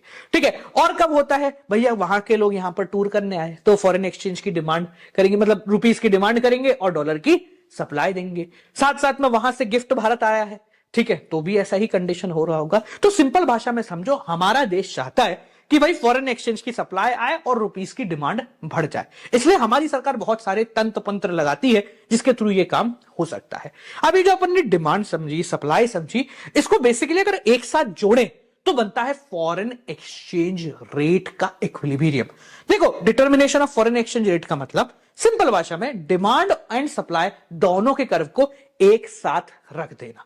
जैसे हम दोनों को एक साथ रखते तो ये कर्व जहां पर मीट करेंगे वहां पर हो जाती है फॉरेन एक्सचेंज रेट डिफाइन, और जो क्वांटिटी है वो आपको मिल जाएगी। अगर इसके अपन ऊपर चल जाए तो क्या होगा, इसके ऊपर जाएंगे तो एक्सेस सप्लाई होगी, जब सप्लाई ज्यादा होती है तो रेट को कम करना पड़ता है, और नीचे चले जाए तो डिमांड ज्यादा होगी। अब डिमांड ज्यादा होगी तो भैया जिसकी डिमांड है उसके तो भाव बढ़ने हैं ही ना, तो उसके भाव फिर बढ़ जाते हैं, तो रेट को ऊपर कर देते हैं ताकि हम इक्विलिब्रियम पे आ जाए। अब ये सारा जो काम हम देख रहे हैं ये कहां पर होता है सर, ये सारा काम बेसिकली होता है फॉरेन एक्सचेंज मार्केट में। कहां पर होता है, फॉरेन एक्सचेंज मार्केट में। अब आप पूछेंगे सर ये फॉरेन एक्सचेंज मार्केट होता कहां है, दिखता तो है नहीं हमें। तो फॉरेन एक्सचेंज मार्केट कोई जगह नहीं है, बेसिकली एक सिस्टम है जहां पर करेंसीज बेची और खरीदी जाती है। काम आप अपने फोन्स में भी कर सकते हैं आजकल की, ठीक है, आपने रुपीस देके डॉलर खरीद लिए। ये जो फॉरेन एक्सचेंज मार्केट है ये कई प्रकार के फंक्शन करता है। जैसे पहला ट्रांसफर फंक्शन, कि रुपीस देकर आप डॉलर ले सकते हो, तो ये आपने क्या करा, अपनी परचेजिंग पावर को ट्रांसफर करा। क्रेडिट फंक्शन भी कर सकते हैं कि ठीक है भाई साहब उधार पे काम चल रहा है, 3 महीने का क्रेडिट दे दिया। ठीक है, हेजिंग फंक्शन भी होता है। अब ये हेजिंग फंक्शन बहुत इंपॉर्टेंट है, इसी से क्वेश्चन बनता है। हेजिंग फंक्शन का मतलब, इसको एक एग्जांपल से समझियो। ऐसा समझो कि आपने आज ट्रांजैक्शन करा है, ठीक है, आज मैंने यूएस में जाके कोई ट्रांजैक्शन करा है और मुझे $2000 की पेमेंट करनी है। अब $2000 है, डॉलर की रेट मान लेते 100 रुपए चल रही है, तो इन शॉर्ट कितना हुआ, 2 लाख रुपए की मुझे पेमेंट उनको करनी होगी। अब सोच के देखो, ये पेमेंट आज तो नहीं होगी, पेमेंट 3 महीने बाद होगी। इमेजिन करो 3 महीने बाद डॉलर की रेट 200 पहुंच जाती है, तो जब मैं पेमेंट करूंगा तो अब मुझे वही $2000 की पेमेंट के बदले 4 लाख रुपए देने पड़ेंगे, तो मेरा बैठे बैठे 2 लाख का नुकसान हो गया ना। तो ये एक बहुत बड़ी प्रॉब्लम है। तो यहां पर फॉरेन एक्सचेंज मार्केट का हेजिंग फंक्शन आता है, जो कहता है कि आज की रेट और कभी की भी डेट, यानी कि जब दो पार्टीज एक ही ट्रांजैक्शन में आई हैं, उन्होंने आज के दिन यह सौदा पक्का किया है, भले पेमेंट अब 3 महीने बाद होनी है, तो जिस डेट पर वो सौदा पक्का हुआ है उस डेट पर जो भी रेट चल रही होगी हम उसी रेट पे पेमेंट को एक्सेप्ट करेंगे और उसी रेट पे आपकी पेमेंट देंगे। ये दोनों पार्टीज को बचाता है। जैसे 100 से 200 हुआ तो मेरा नुकसान है, 100 से 50 हो गया तो उसका भी तो नुकसान हो सकता है ना। तो इसलिए हेजिंग फंक्शन एक बहुत इंपॉर्टेंट फंक्शन है जो कि ये फॉरेन एक्सचेंज मार्केट रखता है। इसके साथ साथ फॉरेन एक्सचेंज मार्केट की बात करें, 2 प्रकार के हो सकते हैं, spot market and forward market. Spot market का मतलब भैया आज ट्रांजैक्शन हुआ, आज ही पेमेंट करो, आज ही ट्रांजैक्शन रुपीस से डॉलर लो और घर चले जाओ, खत्म हो गया। एक होता है फॉरवर्ड मार्केट कि भैया ठीक है आज ट्रांजैक्शन हुआ है, आज पेमेंट हुई है, पर 3 महीने बाद अपन सेटल कर लेंगे उसको, आज की रेट और भविष्य की कोई भी डेट। तो यहां पर हेजिंग फंक्शन काम आता है फॉरवर्ड मार्केट के अंदर। ठीक है जी। सो बालकों, ये आपका चैप्टर पूरी तरीके से यहां पर हो गया है समाप्त। सबसे पहले बात करते हैं बैलेंस ऑफ पेमेंट होता क्या है। देखो सिंपल भाषा में बात करें तो भारत ने दुनिया के साथ कितने ट्रांजैक्शन करे हैं उन सबको 1 साल के अंदर जो भी हुआ है उन सबको लिखना एक स्टेटमेंट के अंदर, एक कागज के अंदर, उसको बोलते हैं बैलेंस ऑफ पेमेंट। यानी कि एक ऐसा अकाउंटिंग स्टेटमेंट जो हमें प्रोवाइड कराता है systematic record of all the economic transaction जो रेजिडेंट यानी Bharat and rest of the world के बीच में हुए हैं, जनरली 1 साल के अंदर। अब यहां पर इकोनॉमिक ट्रांजैक्शन ये शब्द आया है, सर होता क्या है इकोनॉमिक ट्रांजैक्शन? तो बेसिकली 4 प्रकार के ट्रांजैक्शंस को इकोनॉमिक ट्रांजैक्शन कहते हैं। इन शॉर्ट पैसे का ही होता है, बट वो 4 कौन से हैं? सबसे पहला आता है विजिबल ट्रांजैक्शन, जिनको हम बैलेंस ऑफ ट्रेड भी कहते हैं। अब विजिबल का मतलब मैंने मान लो कोई सामान जापान से खरीद लिया या अमेरिका को कुछ बेच दिया, कोई सामान, कोई फिजिकल कमोडिटी, तो उसको बोलते हैं विजिबल आइटम। दूसरा आता है इनविजिबल आइटम, यानी कि जिनको मैं देख नहीं सकता हूं, जैसे कोई सर्विस वगैरह, जैसे अभी बेसिकली हम YouTube के थ्रू काम कर रहे हैं तो ये भी एक सर्विस प्रोवाइडर की तरह ही काम कर रहा है। तो जब कोई सर्विस का लेन देन होता है देश और रेस्ट ऑफ द वर्ल्ड के बीच में, तो वो इनविजिबल आइटम की कैटेगरी में आता है। तीसरा होता है यूनिलेटरल ट्रांसफर, कोई गिफ्ट मिलना, कोई गिफ्ट देना। जैसे मान लो बाहर मेरा कोई मिलने वाला है, उसने डॉलर्स में पैसे कमाए और मुझे लाके दे दिए, ठीक है भैया रख लो यार तुम्हारे पास, तो ये क्या हुआ, यूनिलेटरल यानी वन साइडेड ट्रांजेक्शन, ये भी इकोनॉमिक ट्रांजेक्शन कहलाता है। और चौथा कैपिटल ट्रांजेक्शन, मतलब पैसे से रिलेटेड ट्रांजेक्शन, जैसे किसी के एसेट्स में पैसा लगाना, किसी के शेयर्स में पैसा लगाना, कहीं से पैसा बोरो कर लेना, कहीं किसी को लोन दे देना, ये सारे भी इकोनॉमिक ट्रांजेक्शन की कैटेगरी में ही आते हैं। सो बैलेंस ऑफ पेमेंट ये 4 प्रकार के ट्रांजेक्शन को रिकॉर्ड करता है, visible, invisible, unilateral and capital transaction. पहले बैलेंस ऑफ पेमेंट को समझो कि ये है क्या। फर्ज करो कि तुम्हारे सामने कागज है जिसपे अकाउंट बना हुआ है पूरा, जिसकी 2 साइड है, एक क्रेडिट साइड है, एक डेबिट साइड है। तो जब भी पैसा भारत के अंदर आ रहा होगा उसको क्रेडिट साइड लिखा जाएगा, और जब भी पैसा भारत के बाहर जा रहा होगा उसको डेबिट साइड लिखा जा रहा होगा। इसके अंदर बेसिकली 2 प्रकार के, इसी एक अकाउंट में 2 प्रकार के डिस्ट्रीब्यूशन होते हैं। एक अकाउंट कहलाता है करंट अकाउंट और दूसरा अकाउंट कहलाता है कैपिटल अकाउंट। इन 4 में से जो अभी अपन ने 4 ट्रांजेक्शन की बात करी, विजिबल, इनविजिबल, यूनिलेटरल और कैपिटल, इन 4 में से 3 प्रकार के ट्रांजेक्शन करंट अकाउंट के अंदर लिखे जाते हैं और चौथा कैपिटल रिलेटेड ट्रांजेक्शन एक कैपिटल अकाउंट में लिखा जाता है। तो फर्ज कीजिए कि आपने कोई सामान मंगाया है, कहां से, जापान से, तो आपने पेमेंट करी होगी, तो क्योंकि वो सामान है इसलिए वो क्या है, विजिबल आइटम है, करंट अकाउंट में आएगा, और क्योंकि आपने पैसा दिया है इसलिए वो कहां चला जाएगा, डेबिट साइड। तो कोई आपसे पूछे कि भैया सामान मंगाया जापान से, कहां आएगा, तो आप लिखेंगे सर बैलेंस ऑफ पेमेंट में करंट अकाउंट के अंदर ये डेबिट साइड आ रहा होगा। चौथा जो है वो कैपिटल अकाउंट के अंदर आता है। अब सवाल आपके उठता है कि सर ये कैपिटल अकाउंट में कैपिटल ट्रांजैक्शन आते हैं, पर ये होते कौन कौन से। तो अगर हम बात करें कैपिटल अकाउंट के अंदर जो ट्रांजैक्शन आते हैं उनके कुछ वैरायटी बता दो, तो इसमें कई प्रकार के ट्रांजैक्शन आते हैं। जैसे प्राइवेट ट्रांजैक्शन, मान लो कोई प्राइवेट इंडिविजुअल है जिसने बाहर से कुछ बोरो किया है पैसा, या बाहर किसी को लोन दिया है, वो इसके अंदर आएगा। ऑफिशियल रिजर्व ट्रांजैक्शन, जैसे सरकार ने कहीं से पैसा बोरो किया है या सरकार ने कहीं पैसा दिया है तो वो आएगा।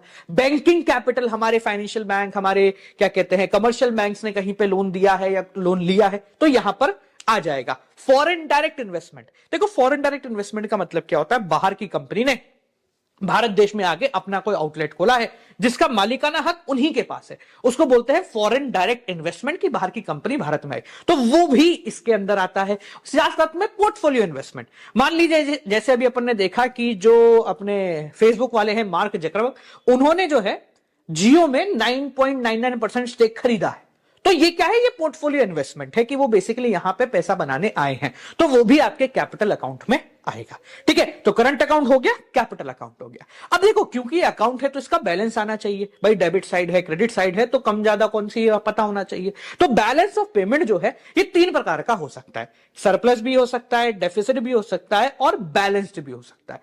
सरप्लस का मतलब क्या हो गया कि भैया हमने पैसा ज्यादा कमाया है और खर्चा कम हुआ है, यानी credit side is greater than debit side. Deficit भी हो सकता है कि भाई डेबिट साइड ज्यादा हो गई, क्रेडिट साइड कम हो गई। और बैलेंस भी हो सकता है कि debit is equal to credit हो गया। अब क्योंकि भारत एक डेवलपिंग कंट्री है, हम लोग अभी बढ़ रहे हैं, तो हमारे पास ज्यादा सर्विसेज नहीं है, हम सॉफ्टवेयर टेक्नोलॉजी बाहर से लेकर के आते हैं, इसलिए हर डेवलपिंग कंट्री का बैलेंस ऑफ पेमेंट डेफिसिट के अंदर ही आता है, या बोले डेफिसिट के अंदर ही दिखाया जाता है, ताकि पता रहे कि हाँ भैया हम लोगों को अभी और पैसे की रिक्वायरमेंट है। ठीक है, तो अब यहां बैलेंस ऑफ पेमेंट में 2-3 छोटी छोटी टर्म्स हैं जो आपके बहुत ज्यादा काम की हैं। जैसे सबसे पहला है बैलेंस ऑफ ट्रेड, जो मैंने आपको अभी समझा दिया है। What is balance of trade, जो बैलेंस ऑफ पेमेंट में 4 ट्रांजेक्शन बोले, विजिबल, इनविजिबल, यूनिलेटरल और कैपिटल, इनमें जो विजिबल वाला है इसको बोलते हैं balance of trade. So balance of trade मतलब फिजिकल आइटम का इनफ्लो और आउटफ्लो। इसके साथ 2 ट्रांजेक्शन और होते हैं, जिसमें पहला है autonomous and accommodating item. Autonomous item का मतलब ऐसे ट्रांजेक्शन जो कि हमने अपनी इच्छा से करे हैं, जिसको प्रॉफिट बनाने के लिए किया जा रहा है। जैसे साल शुरू हुआ, हमने कुछ इंपोर्ट करा, कुछ एक्सपोर्ट करा धंधा बनाने के लिए, तो वो कहलाता है ऑटोनोमस आइटम, जो अपनी इच्छा से किए जा रहे हैं। अब मान लो ये सब करने के बाद साल एंड होते होते हमें समझ में आया कि यार पैसे तो खत्म हो रहे हैं, तो फिर क्या करते हैं, हम उन खत्म पैसों को बराबर करने के लिए, बैलेंस ऑफ पेमेंट को इक्वल दिखाने के लिए हम लोन लेते हैं, यानी कैपिटल ट्रांजैक्शन करते हैं। उसको बोलते हैं अकोमोडेटिंग आइटम, यानी संभालने वाले आइटम। ऐसे आइटम जो कि कैपिटल ट्रांजैक्शन के अंदर होते हैं और जो डेफिसिट को सुधारने का काम कर रहे होते हैं। बैलेंस ऑफ पेमेंट में एक और छोटी सी चीज है जिसको बोलते हैं errors and omission. Errors and omission का मतलब, मान लो कभी ऐसा पता लगा कि भाई बैलेंस ऑफ पेमेंट बराबर तो हो गया पर 100, 200, 500, 1000 ऐसा कुछ डिफरेंस रह गया, तो ऐसा माना जाएगा कि ये जो है ये बहुत नेग्लिजिबल छोटा सा डिफरेंस है और ये इसलिए क्रिएट हुआ है क्योंकि हम कोई छोटी मोटी चीज भूल गए। जैसे ट्रायल बैलेंस में होता है ना सस्पेंस अकाउंट बनाना, वैसे ही बैलेंस ऑफ पेमेंट में हम एरर एंड ओमिशन के नाम से डाल देते हैं कि हाँ ये बैलेंस ही होना था, बस थोड़ा बहुत ऊपर नीचे कहीं कुछ गलती हो गई है। अब जैसा मैंने आपको बताया कि डेवलपिंग कंट्रीज के अंदर बैलेंस ऑफ पेमेंट जो है वो डेफिसिट में ही आता है, मतलब हमेशा हमारा आउटफ्लो ज्यादा होगा, इनफ्लो कम होगा। इसके बहुत सारे रीजन हो सकते हैं, जैसे सबसे पहला रीजन हो गया हमारा डेवलपिंग एक्टिविटी। जैसे इकोनॉमिक रीजन पहले पकड़ते हैं, तो डेवलपिंग एक्टिविटी, जो देश डेवलप हो रहा है उसको ज्यादातर टेक्नोलॉजी के लिए बाहर ही डिपेंडेंट रहना पड़ेगा, उन देशों पे डिपेंडेंट रहना पड़ेगा जो डेवलप हो चुके हैं, तो इस पर्टिकुलर कंडीशन में हमारा आउटफ्लो ज्यादा हो जाता है। इन्फ्लेशन होता है, जो देश डेवलप हो रहा है उसमें इन्फ्लेशन होता है क्योंकि डिमांड पूरी नहीं कर पाते हम लोग, तो इसलिए भी हम बाहर से इंपोर्ट कर लेते हैं, वहां सस्ता पड़ता है। कभी कभी साइक्लिकल फ्लक्चुएशन हो जाता है, मतलब कभी बूम पीरियड है, कभी रिसेशन पीरियड है, हमारे यहां सामान नहीं बन पाया तो हमने बाहर से मंगा लिया।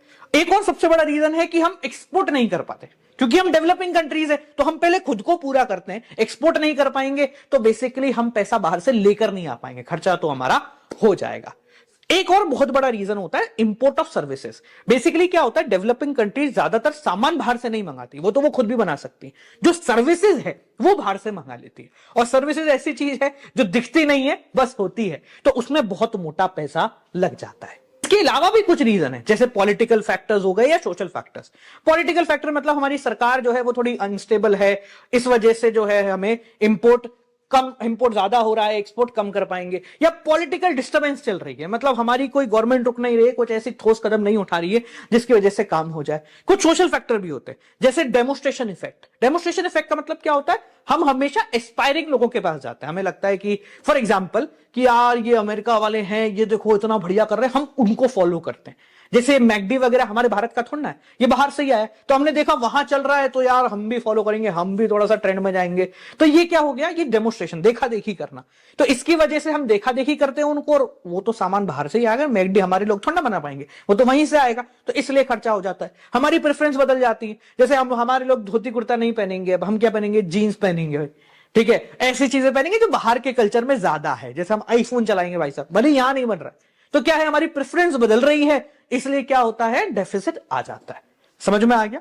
तो ये बालकों आपका चैप्टर पूरी तरीके से यहां पर समाप्त हो गया है। कोई दिक्कत, कोई परेशानी हो तो मुझे जरूर बताना।